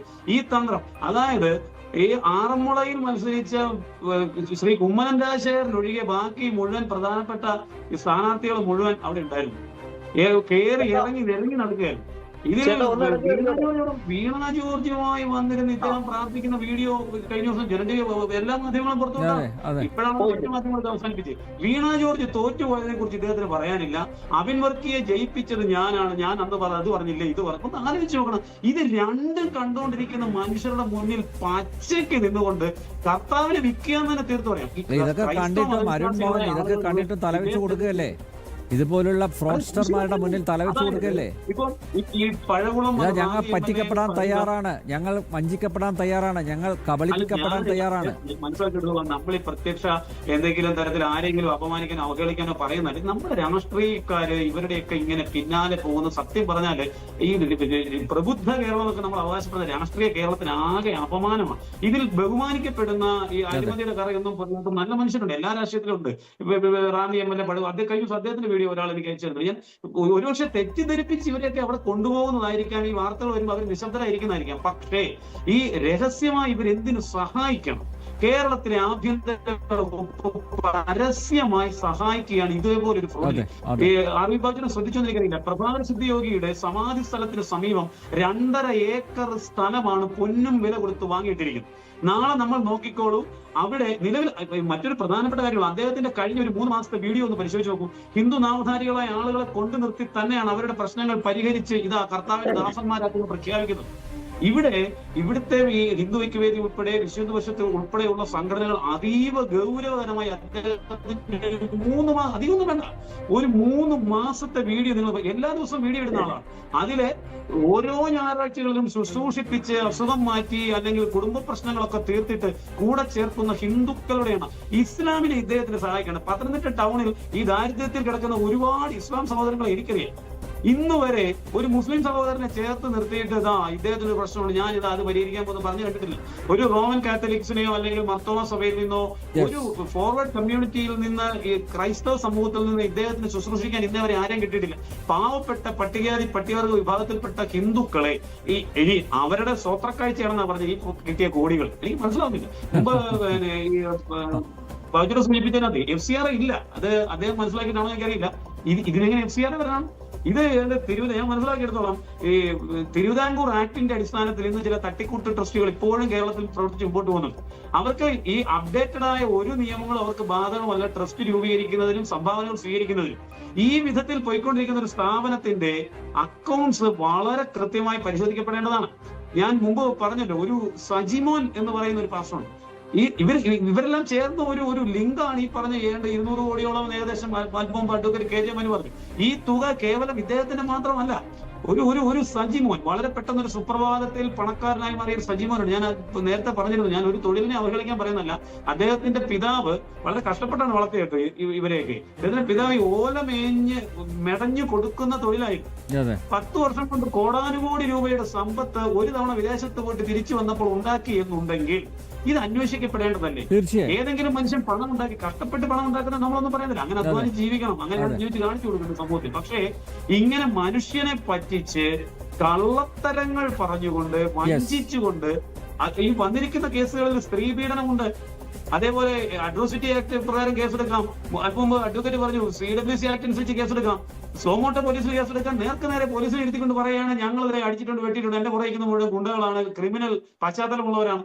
ഇങ്ങനെയൊക്കെ ആയിട്ട് ഒരാളുടെ പേരിൽ നടപടി എടുക്കുന്നില്ല എന്നുണ്ടെങ്കിൽ അല്പം മുമ്പ് ബഹുമാനപ്പെട്ട RV ബാബു പറഞ്ഞതുപോലെ തന്നെ ജനങ്ങൾ പരസ്യമായി ഇറങ്ങി കൈകാര്യം ചെയ്യുമ്പോൾ നിയമ സംവിധാനങ്ങൾക്ക് നടപടി എടുക്കേണ്ടി വരും.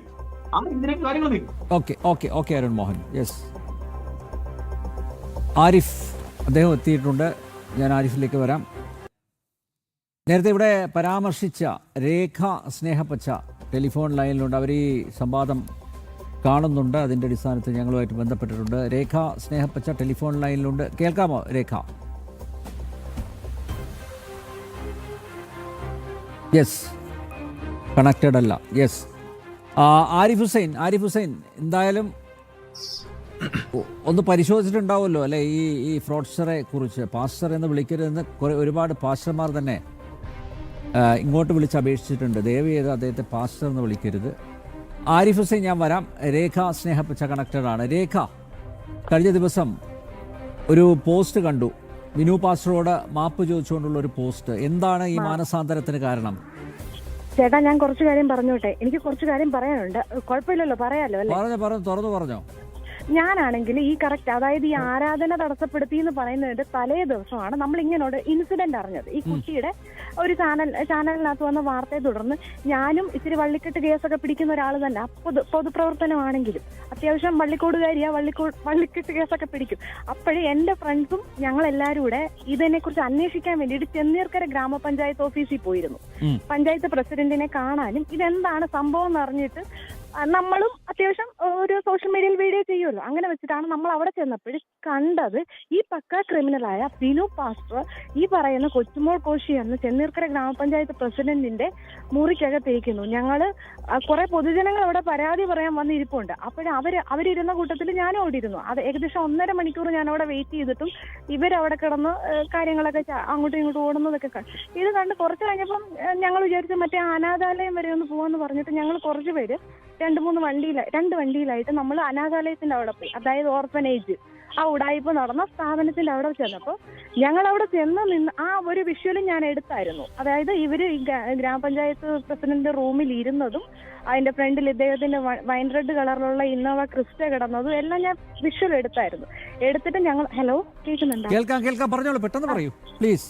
അങ്ങനെ അവിടെ ചെന്നപ്പോൾ ഇവർ ഈ സാധനം പറക്കി മാറ്റുകയൊക്കെ ചെയ്തപ്പോൾ ഞങ്ങൾ ചോദിച്ചു, ഇത്രയും വലിയൊരു ക്രൈം നടന്നിട്ട് ഇതെല്ലാം പെട്ടെന്ന് കൊണ്ടുപോയാണോ ഇത് ക്ലോസിങ് ചെയ്യുന്നതെന്ന് ഞങ്ങൾ ചോദിച്ചായിരുന്നു. ഞങ്ങൾ കുറച്ച് പേരുണ്ടായിരുന്നു. ഞങ്ങളത് ചോദിച്ചപ്പോൾ ഞങ്ങളുടെ നേരെ തിരിഞ്ഞു വന്നുകൊണ്ടിരുന്നു ഈ ചെന്നീർക്കര ഗ്രാമപഞ്ചായത്ത് പ്രസിഡന്റ്. പക്ഷെ ബിനു പാസ്റ്റർ ഒന്നും മിണ്ടിയില്ല, പുള്ളി അകത്ത് കയറി ഒളിച്ചിരിക്കുമായിരുന്നു. അപ്പൊ ഞാൻ പറഞ്ഞായിരുന്നു, ബിനു പാസ്റ്ററെ നിങ്ങൾ ഒളിച്ചിരിക്കാതെ ഇങ്ങോട്ടൊന്ന് ഇറങ്ങി വരാൻ പറഞ്ഞു. അപ്പൊ അവിടുത്തെ കുറെ നാട്ടുകാർ ഓടി വന്നിട്ട് പറഞ്ഞു, ഇതുപോലെ മോളെ ഇവിടെ ഭയങ്കര പ്രശ്നങ്ങളാണ് എന്ന്, ഇവിടെ ചീത്തവിളി അടി, ആൾക്കാര് രാത്രിയിൽ ഭയങ്കരമായിട്ട് കൂവേം ബഹളം വെക്കുകയൊക്കെ ചെയ്യും. അപ്പൊ ഞങ്ങൾ വന്നിട്ട് ഇത് എന്താണെന്ന് അന്വേഷിക്കുമ്പോൾ ഐസ്ക്രീം കിട്ടാഞ്ഞിട്ടാണ് എന്ന് പറയും, അല്ലെങ്കിൽ മധുരം കിട്ടാഞ്ഞിട്ടാണ് എന്നൊക്കെയാണ് ഇവര് പറയുന്നതെന്ന് പറഞ്ഞിട്ട് കുറെ പേര് പറഞ്ഞു. പക്ഷെ ഇവർക്കൊക്കെ പറയാൻ പേടിയായിരുന്നു, ഇവരെ എന്തെങ്കിലും അപായപ്പെടുത്തുമോ എന്നുള്ളൊരു കാര്യത്തിൽ. അപ്പോഴവിടെ ഇന്നൊരു ചേച്ചിയാണെങ്കിൽ ബഹളം വെച്ച് എന്റെ പാലിന്റെ കാശ് വന്നിട്ട് പോയത്. അപ്പൊ ഞാനും ആ ചേച്ചിയുടെ പുറകെ പോയിട്ട് പറഞ്ഞു, മര്യാദയ്ക്ക് പാലിന്റെ പൈസ കൊടുക്കടാ പാസ്റ്റർ എന്ന് പറഞ്ഞിട്ട് ഞാനും അങ്ങനെ തന്നെ പറഞ്ഞായിരുന്നു.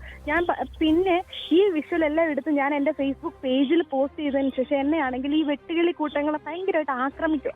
ആക്രമണം എന്ന് പറഞ്ഞാൽ ഒരു രക്ഷയില്ലാത്ത ആക്രമണം. അന്നേരം എന്റെ പിന്നെ അടുത്തുള്ള ഒരാളാണ് മനുചേട്ടൻ, അതായത് അഡ്വക്കേറ്റ് KJ മനു അടുത്തിരിപ്പുണ്ടല്ലോ. അപ്പൊ മനുചേട്ടനെ ഞാൻ കഴിഞ്ഞ ദിവസം പറഞ്ഞു, മനുചേട്ടൻ ഇത് ഭയങ്കരമായിട്ട് ഞാൻ ഒരു ഭയങ്കരമായിട്ട് എന്നെ ഇങ്ങനെ അറ്റാക്ക് ചെയ്തുകൊണ്ടിരിക്കുക. പക്ഷെ ഞാനും മോശമൊന്നുമല്ല, തിരിച്ച് ഞാനും പറഞ്ഞിട്ടുണ്ട്, ഞാൻ നല്ല ശരിക്കും തിരിച്ചു പറഞ്ഞില്ല. എന്നിട്ട് എന്നോട് പറഞ്ഞേക്കുന്ന ഭീഷണി എന്ന് പറഞ്ഞാൽ എന്നെ അച്ചൻകോവിലാറ്റിൽ കൊണ്ടുപോയി സ്നാനപ്പെടുത്തി ബിനു പാസ്റ്റർ മതം മാറ്റും എന്ന് പറഞ്ഞു. അപ്പൊ ഞാൻ പറഞ്ഞായിരുന്നു, ബിനു പാസ്റ്റർ അല്ല, ബിനു പാസ്റ്ററിന്റെ അപ്പം വിചാരിച്ചത് അത് നടക്കത്തില്ല എന്ന് ഞാൻ തിരിച്ചു പറഞ്ഞു. ലാസ്റ്റ് ഗതി കെട്ട് കുറെ വിഷയങ്ങളായി കഴിഞ്ഞപ്പോൾ 25-ാം തീയതി ഞാൻ SP കൊണ്ടുപോയി ഒരു പരാതി കൊടുത്തു. ഒന്ന് വധഭീഷണി ചെയ്തത് ജസ്റ്റിൻ എന്ന് പറഞ്ഞ ഈ ഒരു ബിനു പാസ്റ്ററിന്റെ ഡ്രൈവറാണ് എന്നെ കൊല്ലും എന്ന് പറഞ്ഞ, അതായത് എന്റെ നെഞ്ചത്ത് മുല്ലപ്പൂവിന്റെ ഒരു റീത്ത് കൊണ്ടുവച്ചാലേ എനിക്ക് അഹങ്കാരം മാറത്തുള്ളൂ എന്ന് പറഞ്ഞായിരുന്നു. അതേപോലെ തന്നെ പിന്നെ രണ്ടാമത് എന്നെ ഇദ്ദേഹത്തിന്റെ ആൾക്കാർ എന്റെ ഒരു ജാതി പറഞ്ഞു, എനിക്കും ജാതിയുണ്ട്, എന്റെ ജാതി എനിക്ക് വലുതാണ്, അവരുടെ ജാതി വലുതാണെങ്കിൽ എനിക്ക് എന്റെ ജാതിയും വലുതാണ്, എന്റെ ജാതി പറഞ്ഞ് എന്നെ ആക്ഷേപിക്കുകയും ചെയ്തത്. ഞാൻ അത് പരാതി കൊടുത്തു. പക്ഷെ ഇതുവരെ ഇന്നിപ്പോ 25 കഴിഞ്ഞിട്ട് ഇന്ന് 30-ാം തീയതിയായി, ഇതുവരെ ഒരു കാര്യങ്ങളിലും എന്നെ ഒന്ന് വിളിച്ചു പോലും ചോദിച്ചിട്ടില്ല. വധഭീഷണി എന്നൊക്കെ പറയുമ്പോൾ ജസ്റ്റ് നിങ്ങൾ സേഫ് ആണോന്നെങ്കിലും ചോദിക്കാം. രേഖ, ഞാൻ ഒറ്റ കാര്യം ചോദിക്കട്ടെ, കാരണം 1-2 അതിഥികൾ കൂടിയുണ്ട് ഇതില്, അതുകൊണ്ടാണ് ഞാൻ ചോദിക്കുന്നത്. അല്ല, ഈ മാപ്പ് പറഞ്ഞുകൊണ്ട് ഒരു പോസ്റ്റ് ഇടാനുള്ള കാരണം എന്താ? മാപ്പ് പറഞ്ഞുകൊണ്ട് പോസ്റ്റ് ഇടാനുള്ള കാരണം എന്താ? ഭീഷണി കാരണമാണോ? ഭീഷണി എന്ന് പറഞ്ഞാൽ ഭയങ്കരമായിട്ട് ഭീഷണി മാത്രമല്ല, വേറൊരു തരത്തിലോട്ട് ഇതങ്ങ് കൊണ്ടുപോവാണ്. കാരണം ഞാൻ ഒരിക്കലും ഇവരുടെ ആരാധന തടസ്സപ്പെടുത്താൻ പോയിട്ടില്ല. തലേ ദിവസം എടുത്ത ആ ഒരു വീഡിയോയുടെ ബാക്കി ഭാഗം പിറ്റേ ദിവസം അഞ്ജലി ഓഡിറ്റോറിയത്തിൽ നടക്കുന്നു എന്നറിഞ്ഞതുകൊണ്ട് തന്നെയാണ് ഞാൻ അവിടെ പോയതും വീഡിയോ എടുത്തു. ഞാൻ ഒരിക്കലും ഇവർക്കെതിരെ മുദ്രാവാക്യം വിളിക്കാനോ അല്ലെങ്കിൽ ഇവരുടെ ആരാധന തടസ്സപ്പെടുത്താനോ ഒന്നും ചെയ്തില്ല. പക്ഷെ ഞാൻ ആകെ ചെയ്തത് മറ്റുള്ള ഓൺലൈൻ മീഡിയ എടുത്തതുപോലെ തന്നെ ഞാനും വിഷ്വൽ എടുത്തു എന്ന് മാത്രമേ അവർ ചെയ്തു. പക്ഷെ ഈ വെട്ടുകിളി കൂട്ടങ്ങൾ എന്നെ കടന്നാക്രമിച്ചുകൊണ്ട് ഇങ്ങനെ ഇരുന്നപ്പോൾ ഞാൻ ഒത്തിരി പേരെടുത്ത് പറഞ്ഞു, ഉള്ള സത്യം പറയില്ല, ഞാൻ മിഥുനെ വിളിച്ചിരുന്നു ജനം മിഥുനാണല്ലോ, എന്റെ സുഹൃത്തായിരുന്നു, ഇപ്പം കോട്ടയത്തേക്ക് മാറിയത്. മിഥുനെ വിളിച്ചിട്ട് ഞാൻ ഇതുപോലെ പറഞ്ഞിട്ട് ഞാൻ പറഞ്ഞു എനിക്കൊരു അവസരം തരണം എന്റെ കാര്യം എന്ന് പറയാം. കാരണം ഞാൻ മാത്രമായി പോയി. ചില സമയം നമ്മളൊരു മെന്റൽ ട്രോമയിലോട്ട് പോകുമല്ലോ. അപ്പൊ ഞാൻ ഓർത്ത് ഞാൻ മാത്രം നിന്നാൽ ഈ ഭൂമിയൊന്നും നന്നാവത്തില്ല. അപ്പൊ എനിക്ക് പെട്ടെന്ന് തോന്നിയിട്ട് ഞാൻ ഒരു പോസ്റ്റ് ഇട്ടു. പക്ഷെ ഉടനെ തന്നെ ഞാനൊരു ലൈവിൽ വന്നപ്പോൾ തന്നെ ഇവളുമാരെല്ലാവരും, അതായത് ഈ പാസ്റ്ററിന്റെ കുറെ ലേഡീസ് ഉണ്ട്, ഈ ലേഡീസ് എല്ലാം കൂടെ വന്നിട്ട് ഭയങ്കര തെറി പറയുന്നത്. അപ്പൊ തെറി പറയുമ്പോൾ ഞാൻ തിരിച്ചു തെറി പറഞ്ഞിട്ട് ആ ലൈവ് അങ്ങ് ഞാൻ ഡിലീറ്റ് ചെയ്തു. പക്ഷെ പോസ്റ്റ് ഇപ്പോഴും കിടപ്പുണ്ട്, പോസ്റ്റ് ഇപ്പോഴും നിലനിൽപ്പുണ്ട്. പക്ഷെ ഞാൻ അങ്ങനെ ഒരു പോസ്റ്റ് ഇട്ടത് തെറ്റാണെന്ന് എനിക്കറിയാം. പക്ഷെ എന്റെ അന്നേരത്തെ ഒരു പ്രശ്നത്തിൽ മെന്റലായിട്ട് ഇവരെന്നെ ഭയങ്കരമായിട്ട് ഹരാസ് ചെയ്യുകയും ചെയ്യായിരുന്നു. പക്ഷെ ഞാൻ പറഞ്ഞിട്ടുണ്ട് ഞാൻ വിടത്തില്ല. കാരണം എന്നെ എന്തോ അച്ചൻകോവിലാറ്റിൽ വെച്ചിട്ട് സ്നാനപ്പെടുത്തി അവരെന്നെ എന്തൊക്കെ സഭയിലോട്ട് മാറ്റുമെന്ന് പറഞ്ഞു. എനിക്ക് അതൊന്ന് കണ്ടിട്ട് ഞാൻ ഇനി മാറത്തുള്ളൂ എന്ന് ഞാൻ പറഞ്ഞു. പിന്നെ അങ്ങനെ ഒരു പോസ്റ്റ് ഇട്ടു, അത് തെറ്റാണെന്ന് എനിക്കറിയാം. പക്ഷെ എന്റെ ഒരു മാനസിക പ്രശ്നങ്ങളും ഈ അമിതമായിട്ട് പല സൈഡിൽ നിന്ന് വന്നു കഴിഞ്ഞപ്പോൾ ഞാൻ ഒറ്റയ്ക്കായി പോയതുപോലെ എനിക്കൊരു തോന്നലുണ്ടായി. പക്ഷെ അങ്ങനെ ഒരു എനിക്ക് എന്തെങ്കിലും സംഭവിക്കുമോ എന്ന് എനിക്ക് തന്നെ തോന്നി. കാരണം നമ്മുടെ നിയമവ്യവസ്ഥയൊക്കെ ഇങ്ങനെ നോക്കുകുത്തിയെ പോലെ ഇരുന്നു. കാരണം ഒരു പരാതി കൊടുത്തിട്ട് കുട്ടി അവിടെ സേഫ് ആണല്ലോ എന്ന് ചോദിക്കാൻ ആരും ഇല്ലാത്ത ഒരു അവസ്ഥയിലോട്ട് വന്നു. അതുകൊണ്ടാണ് ഞാൻ ഒരു പോസ്റ്റ് ഇട്ടത്. ഓക്കെ രേഖ എന്തായാലും അങ്ങനെ ഉള്ളൊരു ക്ലാരിഫിക്കേഷൻ കിട്ടിയത് നന്നായി. അല്ലെങ്കിൽ എന്നെപ്പോലുള്ളവർ ഇത് കാണുന്നവർ, കാരണം ഈ പാസ്റ്റർക്കെതിരെ സമരം നയിച്ച ഒരാൾ പെട്ടെന്ന് പാസ്റ്ററോട് മാപ്പ് പറയുമ്പോൾ സ്വാഭാവികമായിട്ട് സംശയിക്കുമല്ലോ. അങ്ങനെ ഒരു സംശയമാണ് ഇവിടെ പ്രകടിപ്പിച്ചത്. ക്ഷമിക്കുക. എന്തായാലും പിന്നൊരു കാര്യം കൂടെ ഉണ്ട് ചേട്ടാ എനിക്ക് പറയാനുള്ളത്. അവരെന്നെ വിളിച്ചിരുന്നു. അവർ തെറ്റ് ചെയ്തില്ലെങ്കിൽ എന്തിന് ക്ലോസിങ്ങിന് എന്നെ വിളിച്ചു? ഇനി ഞാൻ ഉറക്കെ വിളിച്ച് പറയുന്നു, ബിനു പാസ്റ്റർ എന്നെ വിളിച്ചിരുന്നു ക്ലോസിങ്ങിന്. ബിനു പാസ്റ്റർ ഒരു ഇടനിലക്കാരനെ വിളിച്ച് എന്നെ വിളിച്ചിരുന്നു ക്ലോസിങ്ങിന്. എനിക്ക് താല്പര്യമില്ല എന്ന് ഞാൻ പറഞ്ഞു. അയാൾ തെറ്റ് ചെയ്തിട്ടില്ലെങ്കിൽ അയാൾ എന്തിനാണ് എന്നെ കോണ്ടാക്ട് ചെയ്തത്? ഞാൻ എന്തുകൊണ്ട് വീഡിയോ ഇടരുത്?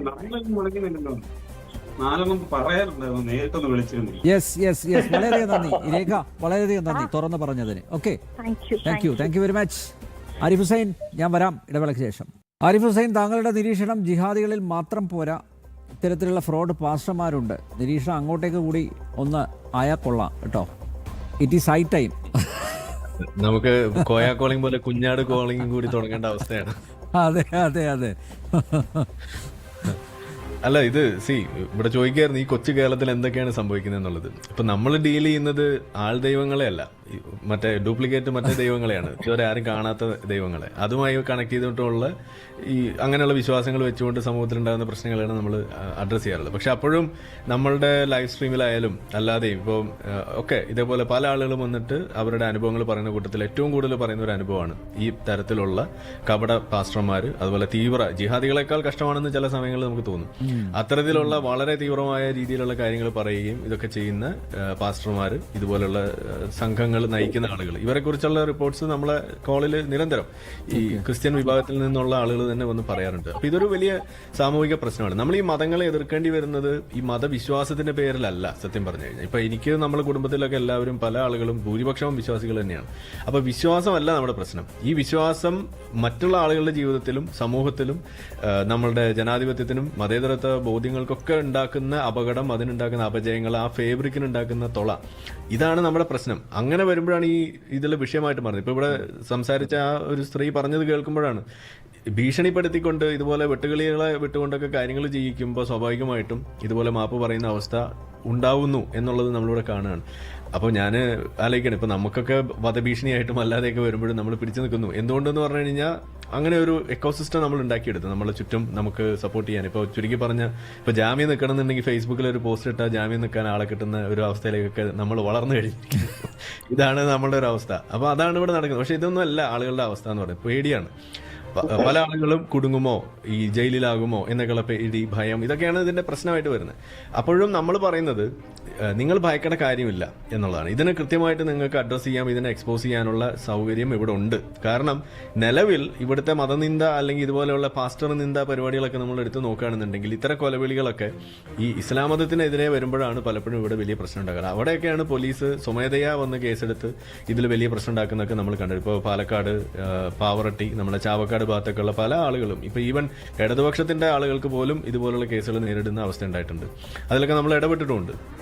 അതായത് അവരെന്തെങ്കിലും ഒരു തമാശയായിട്ടാണെങ്കിൽ പോലും ചിലപ്പോൾ എന്തെങ്കിലും ഒരു പ്രവാചകനെ കുറിച്ചൊരു ചിത്രം ഒന്ന് വരച്ചിടുന്നു, അല്ലെങ്കിൽ എന്തെങ്കിലും ഒരു പോസ്റ്റ് ഇട്ടാൽ ഉടനെ പോലീസുകാർ വീട്ടിൽ വരും, അറസ്റ്റ് ചെയ്തുകൊണ്ട് പോകുന്ന അവസ്ഥ നമ്മളിവിടെ കണ്ടിട്ടുള്ള. പക്ഷേ ഇത്തരത്തിലുള്ള സംഭവങ്ങൾ ഉണ്ടായിക്കഴിഞ്ഞാൽ അവിടെ എന്താ സംഭവിക്കുന്നത്? അവിടെ ഈ തരത്തിലുള്ള ഒരു അറസ്റ്റ് നടക്കുന്നില്ല എന്നുള്ളതാണ് തിരിച്ച് സംഭവിക്കുമ്പോൾ.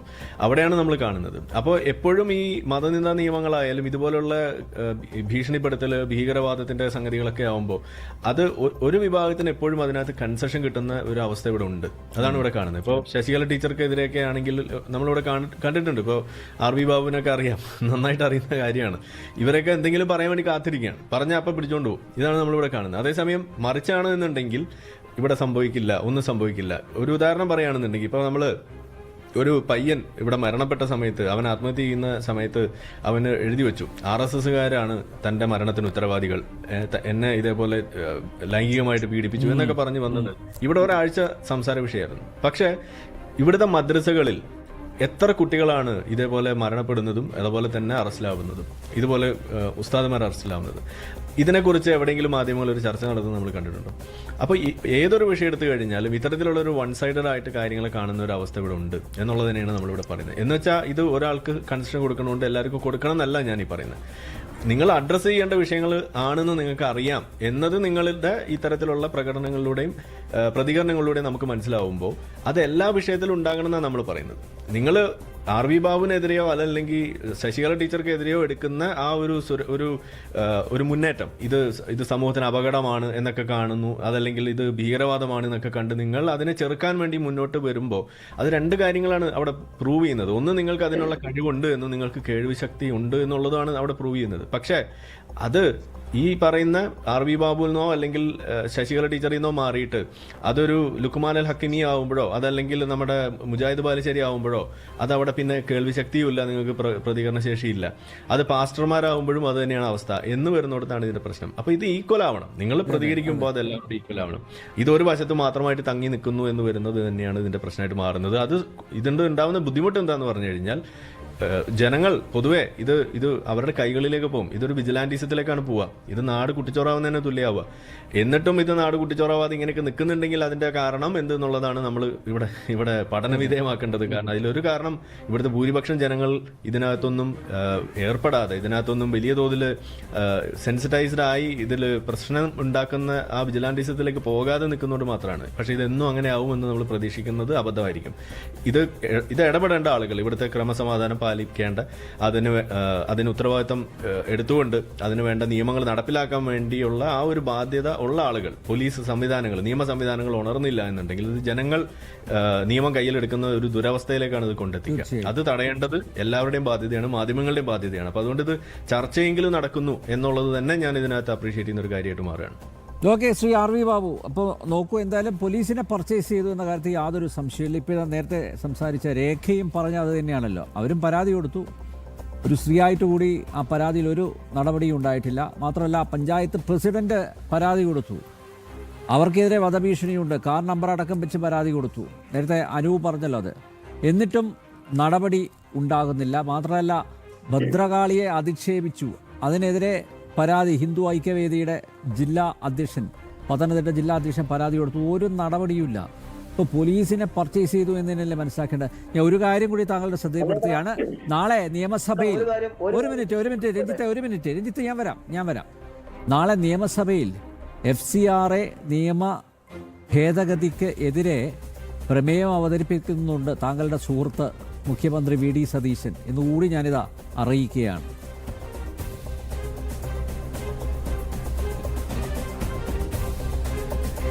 അല്ല, എനിക്കതിൽ അത്ഭുതമില്ല ശ്രീയാനന്ദ് നമ്പ്യാർ. ഇവിടെ പറഞ്ഞു എത്രയെത്ര ആരോപണങ്ങളാണ്, എത്രയെത്ര പരാതികളാണ്. ആരോപണങ്ങൾ മാത്രമല്ലല്ലോ, പരാതികൾ, എണ്ണിയാലൊടുങ്ങാത്ത പരാതികൾ ഒരു സ്ഥാപനത്തിനെതിരെ, ആ വ്യക്തിക്കെതിരെ ഉയർന്നിട്ടും നമ്മുടെ നാട്ടിലെ പോലീസിനെ പർച്ചേസ് ചെയ്തു ഇരിക്കട്ടെ. ഇവിടെ ഒരു ആഭ്യന്തര വകുപ്പുണ്ട്, ഇവിടെ മുഖ്യമന്ത്രിയുണ്ട്, നിയമ സംവിധാനങ്ങളുണ്ട്. ഒരാൾ പോലും നടപടി എടുക്കുന്നില്ല. ജില്ലാ കളക്ടർ നടപടി എടുക്കുന്നില്ല, ജില്ലാ പോലീസ് ചീഫ് നടപടിയെടുക്കുന്നില്ല. ഇങ്ങനെ പോലീസ് എല്ലാം നിഷ്ക്രിയമായിട്ടിരിക്കുന്ന ആ ഒരു സാഹചര്യം കേരളത്തിലുണ്ട് എന്നുണ്ടെങ്കിൽ അത് അപകടം പിടിച്ചൊരു സാഹചര്യമാണ് എന്നുള്ള കാര്യത്തിൽ യാതൊരു സംശയം വേണ്ട. ഇത് പോലീസിന്റെ കാര്യത്തിൽ, സർക്കാരിന്റെ കാര്യത്തിൽ മാത്രമല്ല, നമുക്ക് നമ്മുടെ നാട്ടിൽ എങ്ങനെയാണ് നമ്മുടെ മാധ്യമങ്ങൾ പെരുമാറുന്നത്, നമ്മുടെ നാട്ടിലെ രാഷ്ട്രീയക്കാർ മാത്രമല്ല മാധ്യമങ്ങളുടെ സ്ഥിതി എന്താണ്? ഈ വിഷയം ഏതെങ്കിലും മാധ്യമം, ജനം TV ഒഴിച്ച് ഏതെങ്കിലും മാധ്യമം ചർച്ചയാക്കിയോ? ഒരു വാർത്തയൊക്കെ കൊടുത്തിട്ടുണ്ടാവാം, മറ്റേ ഇത് ആക്രമിച്ച സമയത്തോ അല്ലെങ്കിൽ അവിടെ ബഹളം ഉണ്ടാക്കിയ സമയത്തോ ഒക്കെ ഒരു വാർത്ത കൊടുത്തിട്ടുണ്ടാവാം. ഈ വിഷയത്തെ ആസ്പദമാക്കി ഇതേപോലുള്ളൊരു സ്ഥാപനം നടത്തിക്കൊണ്ടുപോകുന്നത്, ഇതുപോലുള്ളൊരു ക്രിമിനൽ അറസ്റ്റ് ചെയ്യപ്പെടാത്തതിനെ സംബന്ധിച്ച് ഒരു ചർച്ച നമ്മുടെ നാട്ടിലെ മുഖ്യധാര മാധ്യമങ്ങൾ, അതേപോലെ ടെലിവിഷൻ ചാനലുകൾ ആരെങ്കിലും ഒരു ചർച്ചയാക്കിയോ? ആരും ചർച്ചയാക്കിയില്ല. അവർക്ക് അതിന്റെ പ്രതിസ്ഥാനത്ത് വരുന്ന ആളുകളുടെ മതം നോക്കി മാത്രമാണ് അവർ ചർച്ച ചെയ്യുക. അവിടെ ഹിന്ദുക്കളാണ് എന്നുണ്ടെങ്കിൽ, പ്രതിസ്ഥാനത്ത് ഹിന്ദുക്കളാണെങ്കിൽ ഈ മാധ്യമങ്ങളൊക്കെ വൈകുന്നേരങ്ങളിൽ പൊട്ടിത്തെറിക്കും, ചർച്ച നടത്തും, അലറി വിളിക്കും, ഒക്കെ നടത്തുന്നത് നമ്മൾ കാണാറുണ്ട്. എനിക്ക് ഓർമ്മ വരുന്നത് വർഷങ്ങൾക്ക് മുൻപ് തൃപ്പൂണിത്തുറ കണ്ടനാട് പ്രവർത്തിച്ചിരുന്ന ആർഷവിദ്യാ സമാജം.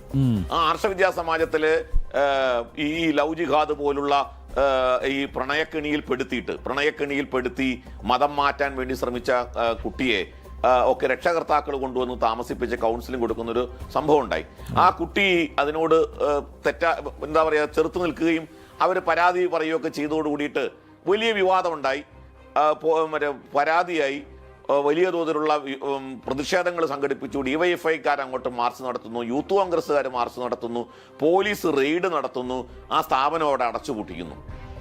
അതിനേക്കാളൊക്കെ എത്രയോ വലിയ ആരോപണങ്ങൾ, എത്രയോ വലിയ കുറ്റങ്ങൾ ചെയ്ത ഒരു വ്യക്തി അങ്ങനെ യഥേഷ്ടം നടക്കുന്നത് കാണുമ്പോൾ നമുക്ക് കേരളത്തിലെ ഈ നിയമവ്യവസ്ഥ ഏത് തരത്തിലാണ് പ്രവർത്തിക്കുന്നത് എന്നതിനെ സംബന്ധിച്ച് ലജ്ജ തോന്നുന്ന ഒരു അവസ്ഥയാണ്.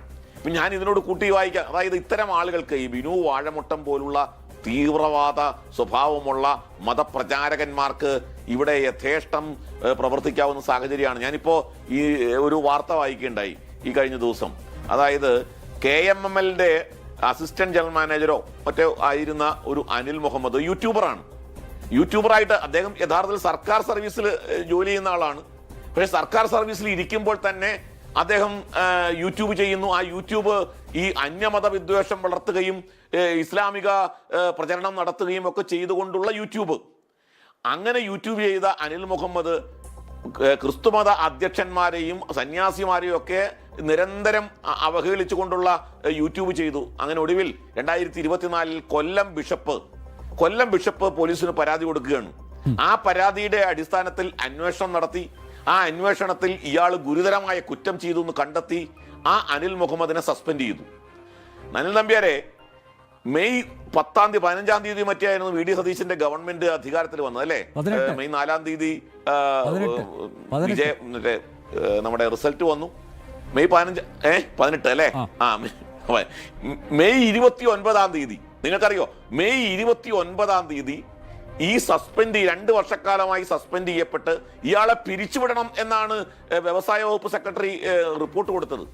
ഇയാളെ പിരിച്ചുവിടണം എന്നാണ്. അത്രയും ഗുരുതരമായ, കാരണം വേറെ ഒരു ഗുരുതരമായ കുറ്റങ്ങൾ ഇയാൾ ചെയ്തിട്ടുണ്ട്. വിദേശയാത്രകൾ നടത്തിയത്, അവിടെ നിന്ന് സംഭാവന പിരിച്ചത്, ഇങ്ങനെയൊക്കെയുള്ള നിരവധി കുറ്റങ്ങൾ ചെയ്ത ഇയാളെ ഇപ്പോൾ തിരിച്ചെടുത്തു എന്ന് മാത്രമല്ല അയാളെ പ്രൊമോഷൻ നൽകുകയും ചെയ്തിരിക്കുകയാണ്. ഇയാൾ KC വേണുഗോപാലിന്റെ ഒരു ശിങ്കടിയാണ്, എർത്താണെന്നൊക്കെയാണ് പറയുന്നത്. അപ്പൊ KC വേണുഗോപാലിന്റെ ശിങ്കടിയായിട്ട് ഒരു ഇസ്ലാമിക മത തീവ്രവാദി നടത്തിക്കൊണ്ടിരിക്കുന്ന പ്രവർത്തനത്തിന് എല്ലാവിധ ഒത്താശയും സർക്കാരിന്റെ ഭാഗത്തുനിന്ന് ചെയ്തു കൊടുക്കുന്ന സാഹചര്യമാണ്. എന്തിനാ ഞാൻ പറയുന്നത്? ഇത് സംഘപരിവാറിന്റെ ആരോപണമായിട്ടല്ല. ഈ മറ്റേ ജംഇയ്യത്തുൽ ഉലമയുടെ, സമസ്ത കേരള ജംഇയ്യത്തുൽ ഉലമയുടെ പത്രമാണ് സുപ്രഭാതം. ആ സുപ്രഭാതം പത്രത്തിലാണ് ഇയാൾക്കെതിരെ വലിയ ആരോപണം ഉന്നയിച്ചുകൊണ്ട് വാർത്ത വന്നിരിക്കുന്നത്. അപ്പൊ നോക്ക്, അവർക്ക് പോലും സഹിക്കാൻ പറ്റാത്ത രീതിയിൽ. അപ്പോ ഇത്തരത്തിൽ മത തീവ്രവാദികൾക്ക് കേരളത്തിൽ യഥേഷ്ടം പ്രവർത്തിക്കാനുള്ള സാഹചര്യം നിലനിൽക്കുന്നത് അങ്ങേയറ്റം അപകടകരമാണ്. ഇപ്പൊ ഇവിടെ നേരത്തെ രഞ്ജിത്ത് രവീന്ദ്രനും അതേപോലെ നമ്മുടെ അരുണും വക്കീലും ഒക്കെ പറഞ്ഞത്, അതേപോലെ ആ രേഖയും ഒക്കെ പറഞ്ഞത് കേൾക്കുമ്പോൾ ഇത് കേരളമാണ് എന്ന് ഈ മസിന് പിടിക്കുന്നവരോട് നമുക്ക് പുച്ഛമാണ് തോന്നുന്നത്. അനിൽ നമ്പ്യാർ. ഓക്കെ ഞാൻ രഞ്ജിത്തിലേക്ക് വരാം ഇടവേളയ്ക്ക് ശേഷം.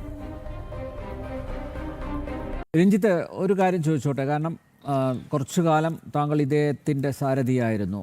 ഈ സുവിശേഷവും ശുശ്രൂഷയും അല്ലാതെ ഇയാളുടെ പരിപാടി മതപരിവർത്തനം തന്നെയാണോ? ഇതിനകത്ത് മെയിനായിട്ട് ഇപ്പൊ കഴിഞ്ഞ ദിവസത്തെ ഒരു ലൈവ് ഇദ്ദേഹം പറയുന്നത് കേട്ടു. ഒരു ചെറുപ്പക്കാരൻ വന്നു, ജാസ് ഗിഫ്റ്റിന്റെ കൂടെ മ്യൂസിക് പ്ലേ ചെയ്യുന്ന ആളാണ്. ആ ഇവൻ എന്റെ ചർച്ചയിൽ ഒരു പെൺകുട്ടിയായിട്ട് ഇഷ്ടത്തിലാണ്. നീ ഇവിടെ വന്ന് കുറച്ചു നാൾ നിൽക്ക്, ഞാൻ നിനക്ക് കെട്ടിച്ചു തരാം, നീ ആദ്യം സ്നാനപ്പെടും പിന്നെ കെട്ടിച്ചു തരാം. അതാണ് പരിപാടി. ഏകദേശം കാര്യങ്ങൾ മനസ്സിലായോ? സ്നാനപ്പെട്ട എല്ലാം നടക്കും. ആ സ്നാനപ്പെട്ട കെട്ടിച്ചു തരാം. ഞാനും സ്നാനപ്പെട്ട് തന്നെ വിവാഹം കഴിച്ചേ. അല്ലേട്ടാ ഇതിൽ പറയുന്ന രണ്ട് കാര്യങ്ങൾ. ഒന്ന്, ഞാൻ പോയിന്റ് എണ്ണി പറഞ്ഞുതരാം. ഒന്ന്, എനിക്ക് മഞ്ഞപ്പിത്തം, എന്റെ ജീവിതത്തിൽ ഇന്ന് വരെ എനിക്ക് മഞ്ഞപ്പിത്തം വന്നിട്ടില്ല. ആ എന്നെ കൊണ്ട് എനിക്ക് മഞ്ഞപ്പിത്തം വന്നെന്നും ഇദ്ദേഹം പ്രാർത്ഥിച്ചാണ് എന്റെ മഞ്ഞപ്പിത്തം മാറിയതെന്നും ഒരു 1000 പേര് താഴെ ഉള്ള ലൈവിൽ എന്നെ കയറ്റി നിർത്തി പറയിപ്പിച്ചിട്ടുണ്ട്. എനിക്ക് പറയേണ്ടി വന്നിട്ടുണ്ട്. എന്റെ ഗതികേട് കൊണ്ട് എനിക്ക് പറയേണ്ടി വന്നിട്ടുണ്ട്. ഞാൻ എവിടെ വേണമെങ്കിലും വരാം, എന്റെ ബ്ലഡ് ജീവിതത്തിൽ ഇന്ന് വരെ എനിക്ക് മഞ്ഞപ്പിത്തം വന്നിട്ടില്ല.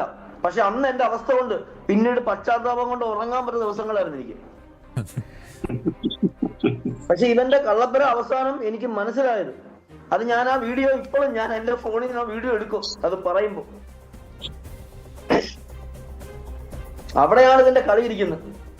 രഞ്ജിത്ത്, ആ വീഡിയോ ഒന്ന് ഇങ്ങോട്ട് അയച്ചു തന്നാൽ മതി, നമുക്ക് അത് മാത്രമേ അത് അയക്കുന്നതിൽ കുറച്ച് നിയമ തടസ്സങ്ങളുണ്ട്. അത് മനുഷ്യൻ പറഞ്ഞ അവരുടെ കാര്യങ്ങൾ നോക്കിട്ടേ അയക്കാൻ പറ്റുള്ളൂ.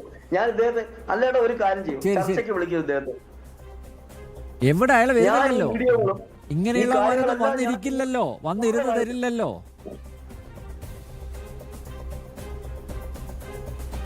മടിയിൽ കനമുള്ളവരൊക്കെ വന്നിരിക്കുവോ, ഇങ്ങനെ ചർച്ചയ്ക്ക് വന്നിരിക്കുവോ രഞ്ജിത്തെ? അല്ലേട്ടാ ഇതിൽ എന്നെ ഭീഷണിപ്പെടുത്തി എന്ന് പറയുന്നതിന്റെ മെയിൻ കാര്യം ഒന്ന്, അല്ലേട്ടാ ഇത് കൃത്യമായിട്ട് ഇത് മാത്രം കട്ട് ചെയ്തിരണം. ഒന്ന്, കോന്നി സ്റ്റേഷനിൽ എനിക്കെതിരെ നിരവധി കേസുകളുണ്ടെന്നാ പറഞ്ഞു. അല്ലേട്ടാ മദ്യപിച്ച് വാഹനം ഓടിച്ചു എന്നൊരു FIR അല്ലെങ്കിൽ എനിക്കെതിരെ ഞാൻ ചീത്ത വിളിച്ചു എന്നും പറഞ്ഞൊരു പരാതി ആരെങ്കിലും കൊടുക്കുകയോ ആ സ്റ്റേഷനിൽ തന്നെ അത് എഴുതി വെച്ച് തീർപ്പാക്കുകയോ ചെയ്തൊരു പേപ്പർ കാണിച്ചാൽ 10 ലക്ഷം രൂപ ഇദ്ദേഹത്തിന് ഞാൻ കൊടുക്കാം. ഞാൻ ഇവിടെ വെച്ച് വെല്ലുവിളിക്കുന്നു. കോന്നി പോലീസ് സ്റ്റേഷനിലോ അല്ലെങ്കിൽ ഇദ്ദേഹം പറയുന്ന ഏത് പോലീസ് സ്റ്റേഷനിലോ ഇദ്ദേഹം എന്നെ കുടുക്കിയ കേസ് അല്ലാതെ ഒരു കേസ് കാണിച്ചു തന്നാൽ 10 ലക്ഷം രൂപ ഇദ്ദേഹത്തിന് ഞാൻ കൊടുക്കും. 2, ഇദ്ദേഹം പറഞ്ഞത് എന്നെ ചർച്ചയിൽ നിന്ന് പുറത്താക്കിയെന്ന. ഇദ്ദേഹത്തിന്റെ കൂടെ ക്രിസ്റ്റി എന്ന് പറഞ്ഞ ഒരാളുടെ 10 ലക്ഷത്തിലൊന്നും വീഴില്ല, ഒരു 10 കോടി എന്ന് പറഞ്ഞു നോക്ക്. വേണ്ട കേട്ടോ, നമ്മൾ സാധാരണക്കാരനല്ലേ ചേട്ടാ. എന്നോട് പറഞ്ഞു എന്നെ മോശപ്പെട്ട സാഹചര്യത്തിൽ കണ്ട് എന്നെ ചർച്ചയിൽ നിന്ന് പുറത്താക്കിയെന്ന്. എന്നെ ഇദ്ദേഹം ഞാൻ ഇദ്ദേഹത്തിന്റെ ഈ കള്ളക്കളി എല്ലാം അറിഞ്ഞ് ഇദ്ദേഹം ക്ലാപ്പ് കാണിച്ച് ഞാൻ ഇവിടുന്ന് പോയ സമയത്ത് ഓമല്ലൂരെ DYFI ഒരു നേതാവിനെ വിളിച്ചിട്ട് ഞാൻ പറഞ്ഞു, സഹോദര എന്നെ ഇതുപോലൊരു കേസിൽ പെടുത്തി.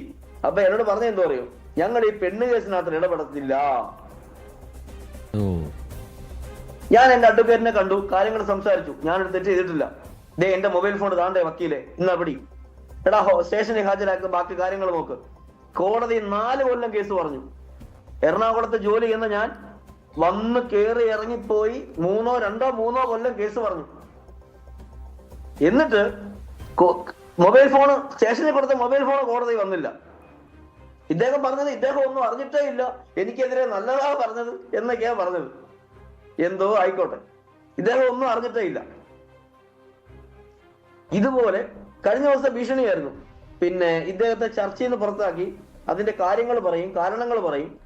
കഴിഞ്ഞ ദിവസം പരാതി കൊടുത്ത സ്ത്രീയെ കുറിച്ച് പറയുന്നത് കേട്ടു, അവര് മദ്യപിക്കുന്ന, മയക്കുമരുന്ന് അടിക്കുന്നു. ഇങ്ങനെയുള്ള കാര്യങ്ങൾ വന്നിട്ട് പോലും ഇവിടുത്തെ കേരള പോലീസ് എന്ത് ചെയ്യട്ടാ? നാളെ ഇവൻ ഇനി എന്നെ കുറിച്ച് എന്ത് അപവാദം പറയുന്നത് എനിക്കറിയത്തില്ല. എനിക്കിനി പറഞ്ഞാലും ഒരു കുന്തവും ഇല്ല. ഞാൻ ഇന്ന് എന്റെ വീട്ടിൽ പറഞ്ഞു, എന്റെ ഭാര്യയും അമ്മയും കുറച്ച് ദിവസം കൊണ്ട് പറയുന്നു, ഇതിന്റെ പുറകെ പോകരുത്, നീ ഇതിന്റെ പുറകെ പോയാൽ ഇനി അയാളുടെ സ്വഭാവം ഞങ്ങൾക്കറിയാം, നിന്നെ അങ്ങേ അറ്റം കൊണ്ടുപെടുത്തും. ഞാൻ പറഞ്ഞു, നീ എവിടെ കൊണ്ടുപെടുത്തിയാലും ഈ വന്നലിക്കൂളൊന്നും വരാനില്ലല്ലോ.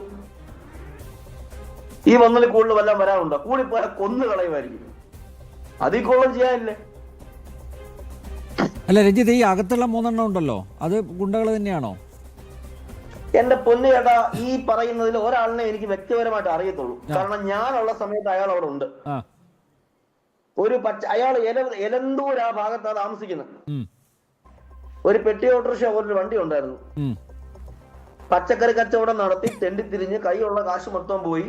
അവസാനം ഒരു ഗതി ഇല്ലാതെ ആരാണ്ട്. ചേട്ടാ ഞാൻ ചോദിക്കട്ടെ, എന്തെങ്കിലും ഒരു നിവൃത്തിയുള്ള ഒരാള് ഇതുപോലെ കൊള്ളെടുത്ത് പോയി കയറുമോ?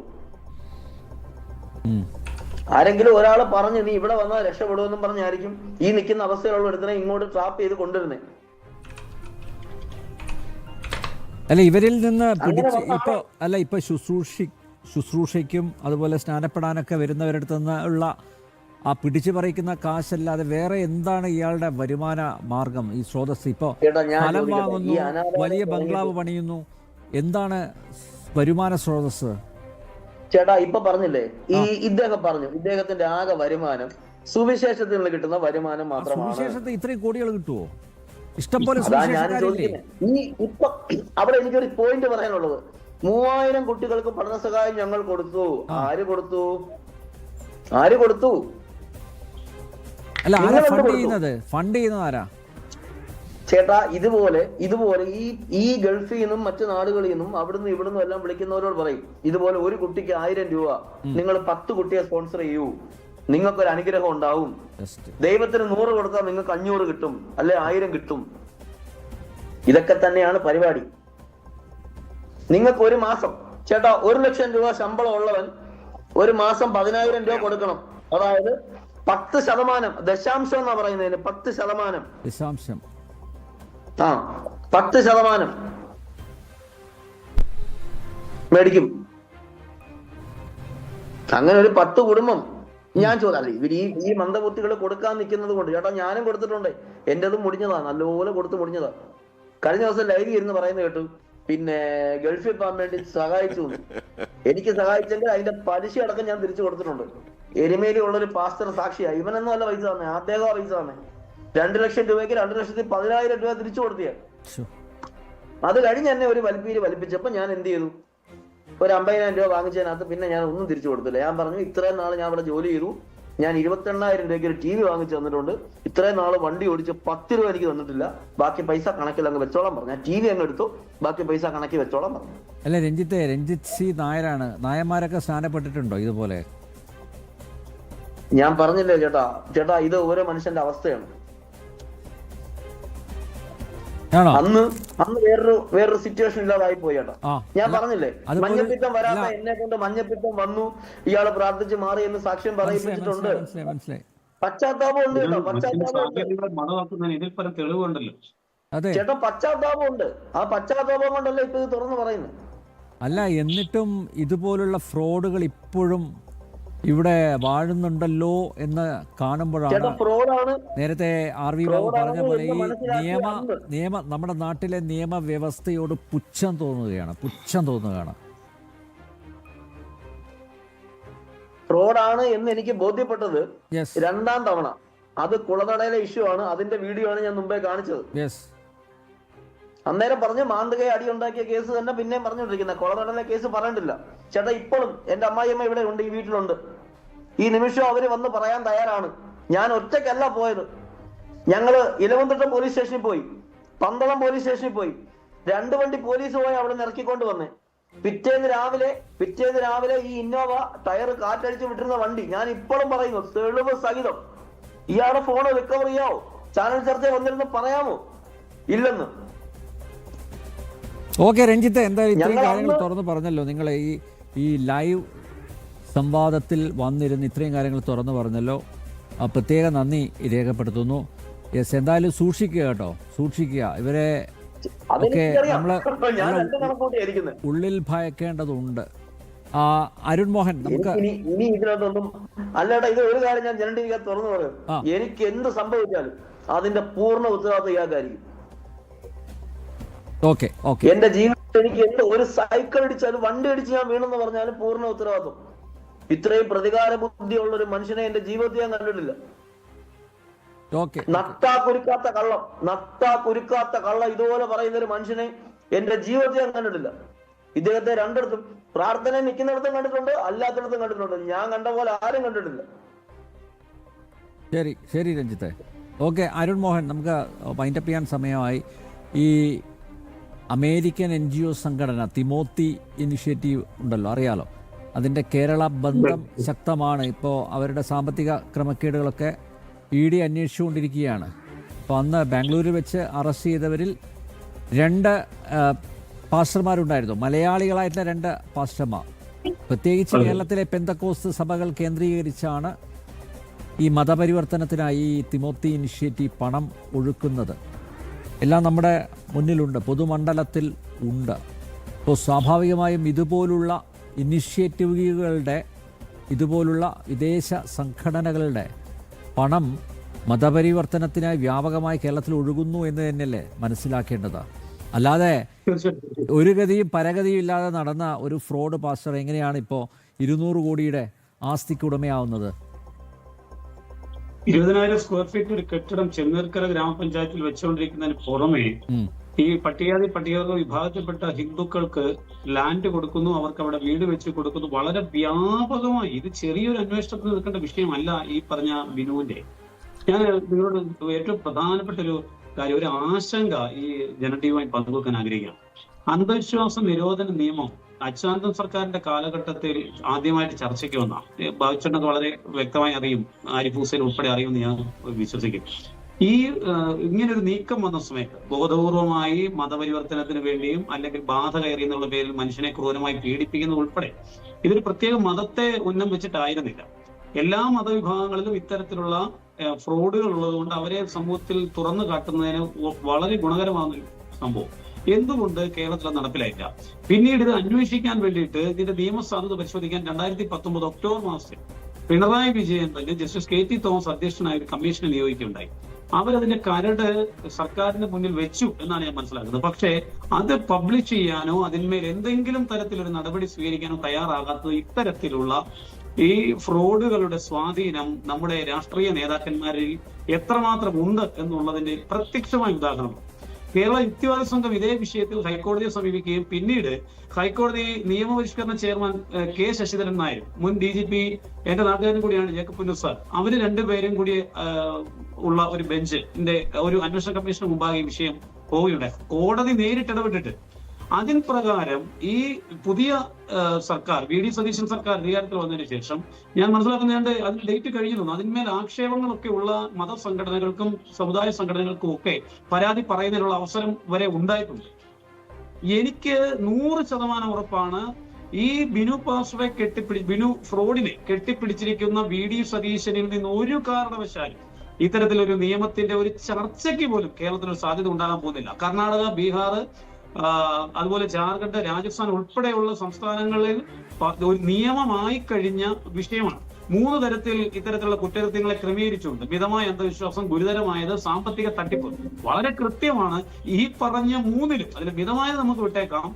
ഗുരുതരമായതും സാമ്പത്തിക തട്ടിപ്പും ഉൾപ്പെടുന്ന നിർബന്ധിതമായ മതപരിവർത്തന ശ്രമങ്ങളും അന്ധവിശ്വാസങ്ങളും കേരളത്തിൽ, ഈ പ്രബുദ്ധ കേരളത്തിൽ വളരെ വ്യാപകമായി ഇത്തരത്തിലുള്ള ആളുകൾ മുമ്പോട്ട് കൊണ്ടുപോയിക്കൊണ്ടിരിക്കുന്നു. ഇവർക്ക് വേണ്ട എല്ലാ പിന്തുണയും കൊടുക്കാൻ പ്രതിപക്ഷമെന്നോ ഭരണപക്ഷമെന്നോ വ്യത്യാസമില്ലാതെ മുഴുവൻ രാഷ്ട്രീയക്കാർ തയ്യാറായി നിൽക്കുന്ന സാഹചര്യത്തിൽ ജനങ്ങൾക്ക് പുതിയ എന്തെങ്കിലും മാർഗം സ്വീകരിക്കേണ്ടി വരും. മുമ്പേ പറഞ്ഞത് തെരുവിൽ കായികമായി നേരിടുന്നതൊക്കെ രണ്ടാമത്തെ കാര്യം. ഒരുപക്ഷെ അതിലേക്ക് പോകാതിരിക്കട്ടെ എന്ന് പ്രാർത്ഥിക്കുന്നു. പക്ഷേ മടുത്തു നിൽക്കുന്ന മനുഷ്യൻ ഇറങ്ങി തിരിച്ച ഒരു കാര്യം കൂടി പറയാൻ ഞാൻ ആഗ്രഹിക്കുന്നു. നിയമപരമായി എന്ത് തരത്തിലുള്ള പിന്തുണയും ഇവർക്ക് കൊടുക്കാൻ നമ്മൾ ഉൾപ്പെടെ ഈ പാനലിസ്റ്റുകൾ, ഇവിടെ ഇരിക്കുന്ന ആളുകൾ, അതേപോലെ ഈ പത്തനംതിട്ട ജില്ലയിൽ തന്നെ നിരവധിയായിട്ടുള്ള ആളുകളുണ്ട്. എനിക്ക് രേഖയോട് പറയാനുള്ളത്, ഞാൻ രേഖയെക്കുറിച്ച് ഈ ചാനൽ ചർച്ച തുടങ്ങിയ സമയത്ത് രേഖയുടെ 2 വ്യത്യസ്തമായ നിലപാടിനെ ശക്തമായി വിമർശിച്ചുകൊണ്ട് നമ്മൾ ഈ ചർച്ച ആരംഭിച്ചത്. പക്ഷേ ഒരു പെൺകുട്ടി ദയനീയമായി എന്റെ സാഹചര്യം കൊണ്ടാണ് എനിക്ക് അങ്ങനെ പറയേണ്ടി വന്നതെന്ന് പരസ്യമായി പറയുന്ന സാഹചര്യം ഉണ്ടാവും. രഞ്ജിത്ത് അല്പം പറഞ്ഞു അയാൾ നേരിട്ട സാഹചര്യങ്ങളെ കുറിച്ച്. ഒരു നായർ കമ്മ്യൂണിറ്റിയിൽപ്പെട്ട ഒരാൾ ഗതികെട്ട സമയത്ത് സ്നാനം ചെയ്ത് ഇവന്റെ കൂടെ പോകേണ്ട സാഹചര്യം ഉണ്ടായതിനെ കുറിച്ച്. അതെ, ഇപ്പൊ ഇതിൽ പരം പ്രത്യക്ഷമായ ഉദാഹരണങ്ങൾ നമ്മുടെ മുന്നിൽ നിൽക്കുകയാണ്, തെളിവുകൾ നമ്മുടെ മുന്നിൽ നിന്നിട്ടും ഇയാളെ പിടികൂടുന്നതിനോ ഇയാളെ ഒന്ന് ചോദ്യം ചെയ്യാൻ പോലും, ഇയാളുടെ പേരിൽ FIR ഇടാൻ പോലും കേരളത്തിന്റെ ആഭ്യന്തര വകുപ്പ് തയ്യാറാകുന്നില്ല എന്നത് വളരെ ഗുരുതരമായ വിഷയമാണ്. നിർബന്ധിത മതപരിവർത്തന ശ്രമങ്ങൾക്കോ അന്ധവിശ്വാസങ്ങൾക്കെതിരോ ആയി ഈ പ്രബുദ്ധ കേരളത്തിൽ നവോത്ഥാനത്തെ കുറിച്ച് വാതോരാതെ പറയുന്ന കോൺഗ്രസ് ഗവൺമെന്റ്, ഇത്രയും കാലം CPM-ന്റെ ഭാഗത്ത് നമ്മൾ പറഞ്ഞുകൊണ്ടിരുന്നത് പറഞ്ഞാൽ ഇനിയിപ്പം ചെയ്യാമല്ലോ. ഇത്രയും കാലം CPM-നെ കുറ്റം പറഞ്ഞുകൊണ്ടിരുന്ന കോൺഗ്രസിനെ ചെയ്യാനുള്ള സുവർണാവസരമാണ് കൈവന്നിരിക്കുന്നത്. അവരുടെ ഭാഗത്തുനിന്ന് ഒരു ചെറുവിരലക്കും എന്ന് ഞാൻ കരുതുന്നില്ല. യെസ്, ആരിഫ് ഹുസൈൻ, നമുക്ക് അവസാനിപ്പിക്കാൻ സമയമായ 1 മിനിറ്റ്. എന്തായാലും ഈ നാളെ FCRA നിയമ ഭേദഗതിക്കെതിരെ മുഖ്യമന്ത്രി പ്രമേയം അവതരിപ്പിക്കുന്നു. മുൻ മുഖ്യമന്ത്രി പിണറായി വിജയനും ടീമും കൈയടിച്ച് പാസ്സാക്കും, ഒരു സംശയമില്ല. എന്തായാലും BJP-യുടെ 3 അംഗങ്ങളുണ്ടല്ലോ, അവർ വിയോജിക്കും, അല്ലാതെ ബാക്കിയുള്ളവരൊക്കെ കൈയടിച്ച് പാസ്സാക്കും. ഇതാണ് നടക്കുന്നത്. അല്ല, ഈ ഇത്തരത്തിലുള്ള സാമ്പത്തിക ക്രമക്കേടുകൾ ആര് തന്നെ ചെയ്താലും അതിനെ കൺട്രോൾ ചെയ്യേണ്ടത് ഒരു ബാധ്യത തന്നെയാണ്, സ്റ്റേറ്റിന്റെ ബാധ്യതയാണ്. ഇപ്പോൾ നമ്മളിപ്പോൾ ഇതിനെക്കുറിച്ച് പറയുമ്പോൾ ഈ ജിഹാദി ടെററിനെ കുറിച്ച് പറയുമ്പോൾ നമുക്കറിയാം അതിനെ കൺട്രോൾ ചെയ്യാൻ വേണ്ടിയിട്ട് ഏറ്റവും കൂടുതൽ അവിടെ ഉപയോഗിക്കുന്ന ഒരു മാർഗ്ഗം, അല്ലെങ്കിൽ അതിൻ്റെ ആദ്യത്തെ സ്റ്റെപ്പ് എന്ന് പറയുന്നത് ഫൈനാൻഷ്യൽ സോഴ്സ് കൺട്രോൾ ചെയ്യുക എന്നുള്ളത് തന്നെയാണ്. ഇപ്പോൾ നമ്മളെ രാജ്യത്ത് ഇന്ന് കുറേയെങ്കിലും സമാധാനപൂർവ്വമായിട്ട് നമുക്ക് നിലനിൽക്കാൻ കഴിയുന്ന തന്നെ അത്തരത്തിലുള്ള ഒരു അവസ്ഥയുടെ ഭാഗമായിട്ടാണ്. ഇപ്പോൾ ഈ ക്രിസ്ത്യൻ മിഷണറിമാരുടെ ഇത്തരത്തിലുള്ള പ്രവർത്തനങ്ങളുടെ പിന്നിലും ഇതുപോലുള്ള സാമ്പത്തിക ക്രമക്കേടുകൾ മുൻകാലത്തും ആരോപിക്കപ്പെട്ടിട്ടുണ്ട്, പ്രത്യേകിച്ച് നോർത്ത് ഈസ്റ്റിലും അതുപോലെയുള്ള സ്ഥലങ്ങളിലും. അപ്പോൾ അതിനൊരു കാര്യം എനിക്ക് അതിലൊരു വിയോജിപ്പായിട്ട് പറയാനുള്ളത് എന്താ വെച്ച് കഴിഞ്ഞാൽ ഇതുപോലെയുള്ള ഇത്തരം കപടന്മാർക്ക് ഉൾപ്പെടെ ഇതിനകത്ത് കയറി മേയാനുള്ളൊരു അവസരം അത് ഇവിടുത്തെ ഗവൺമെൻറ്റുകൾ കാലങ്ങളായിട്ട് സൃഷ്ടിക്കുന്നുണ്ട്.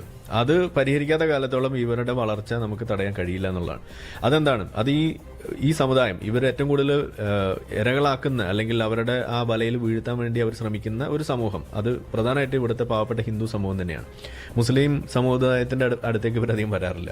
അപ്പോൾ ഈ ഹിന്ദു സമുദായം പ്രത്യേകിച്ച് ജാതീയമായ അധിക്ഷേപങ്ങളും അതുപോലുള്ള വിഷയങ്ങളും നേരിടുന്ന ആളുകളുടെ ഇടയിൽ പോയിക്കൊണ്ട് നിങ്ങൾക്കുള്ള പരിഹാരം നമ്മുടെ കയ്യിലാണ്, നിങ്ങളുടെ വിശപ്പ് നമുക്ക് മാറ്റാം എന്ന് പറഞ്ഞുകൊണ്ട് അവരെ ആ തരത്തിലുള്ള വാദങ്ങൾ വെച്ചുകൊണ്ട് ഇവരെ വലയിലാക്കുന്ന ഒരു അവസ്ഥ ഇവിടെ ഉണ്ടെങ്കിൽ ആ സാഹചര്യം, ആ ഒരു വളക്കൂറുള്ള മണ്ണ് അതാദ്യം നമ്മൾ വളമില്ലാതെയാക്കണം. അതിനുള്ള പണി ഇവിടുത്തെ ഗവൺമെൻറ്റുകൾ എടുത്തേ പറ്റുള്ളൂ. അതിന് ഈ തരത്തിലുള്ള ആ ഒരു അടിസ്ഥാന ജനവിഭാഗങ്ങളുടെ പ്രശ്നങ്ങൾ അഡ്രസ്സ് ചെയ്യുന്ന തലത്തിലേക്കും കൂടി ഇറങ്ങി ചെന്നില്ല എന്നുണ്ടെങ്കിൽ FCRA ഭേദഗതി കൊണ്ട് മാത്രം ഇതിന് തടയാൻ കഴിയില്ല.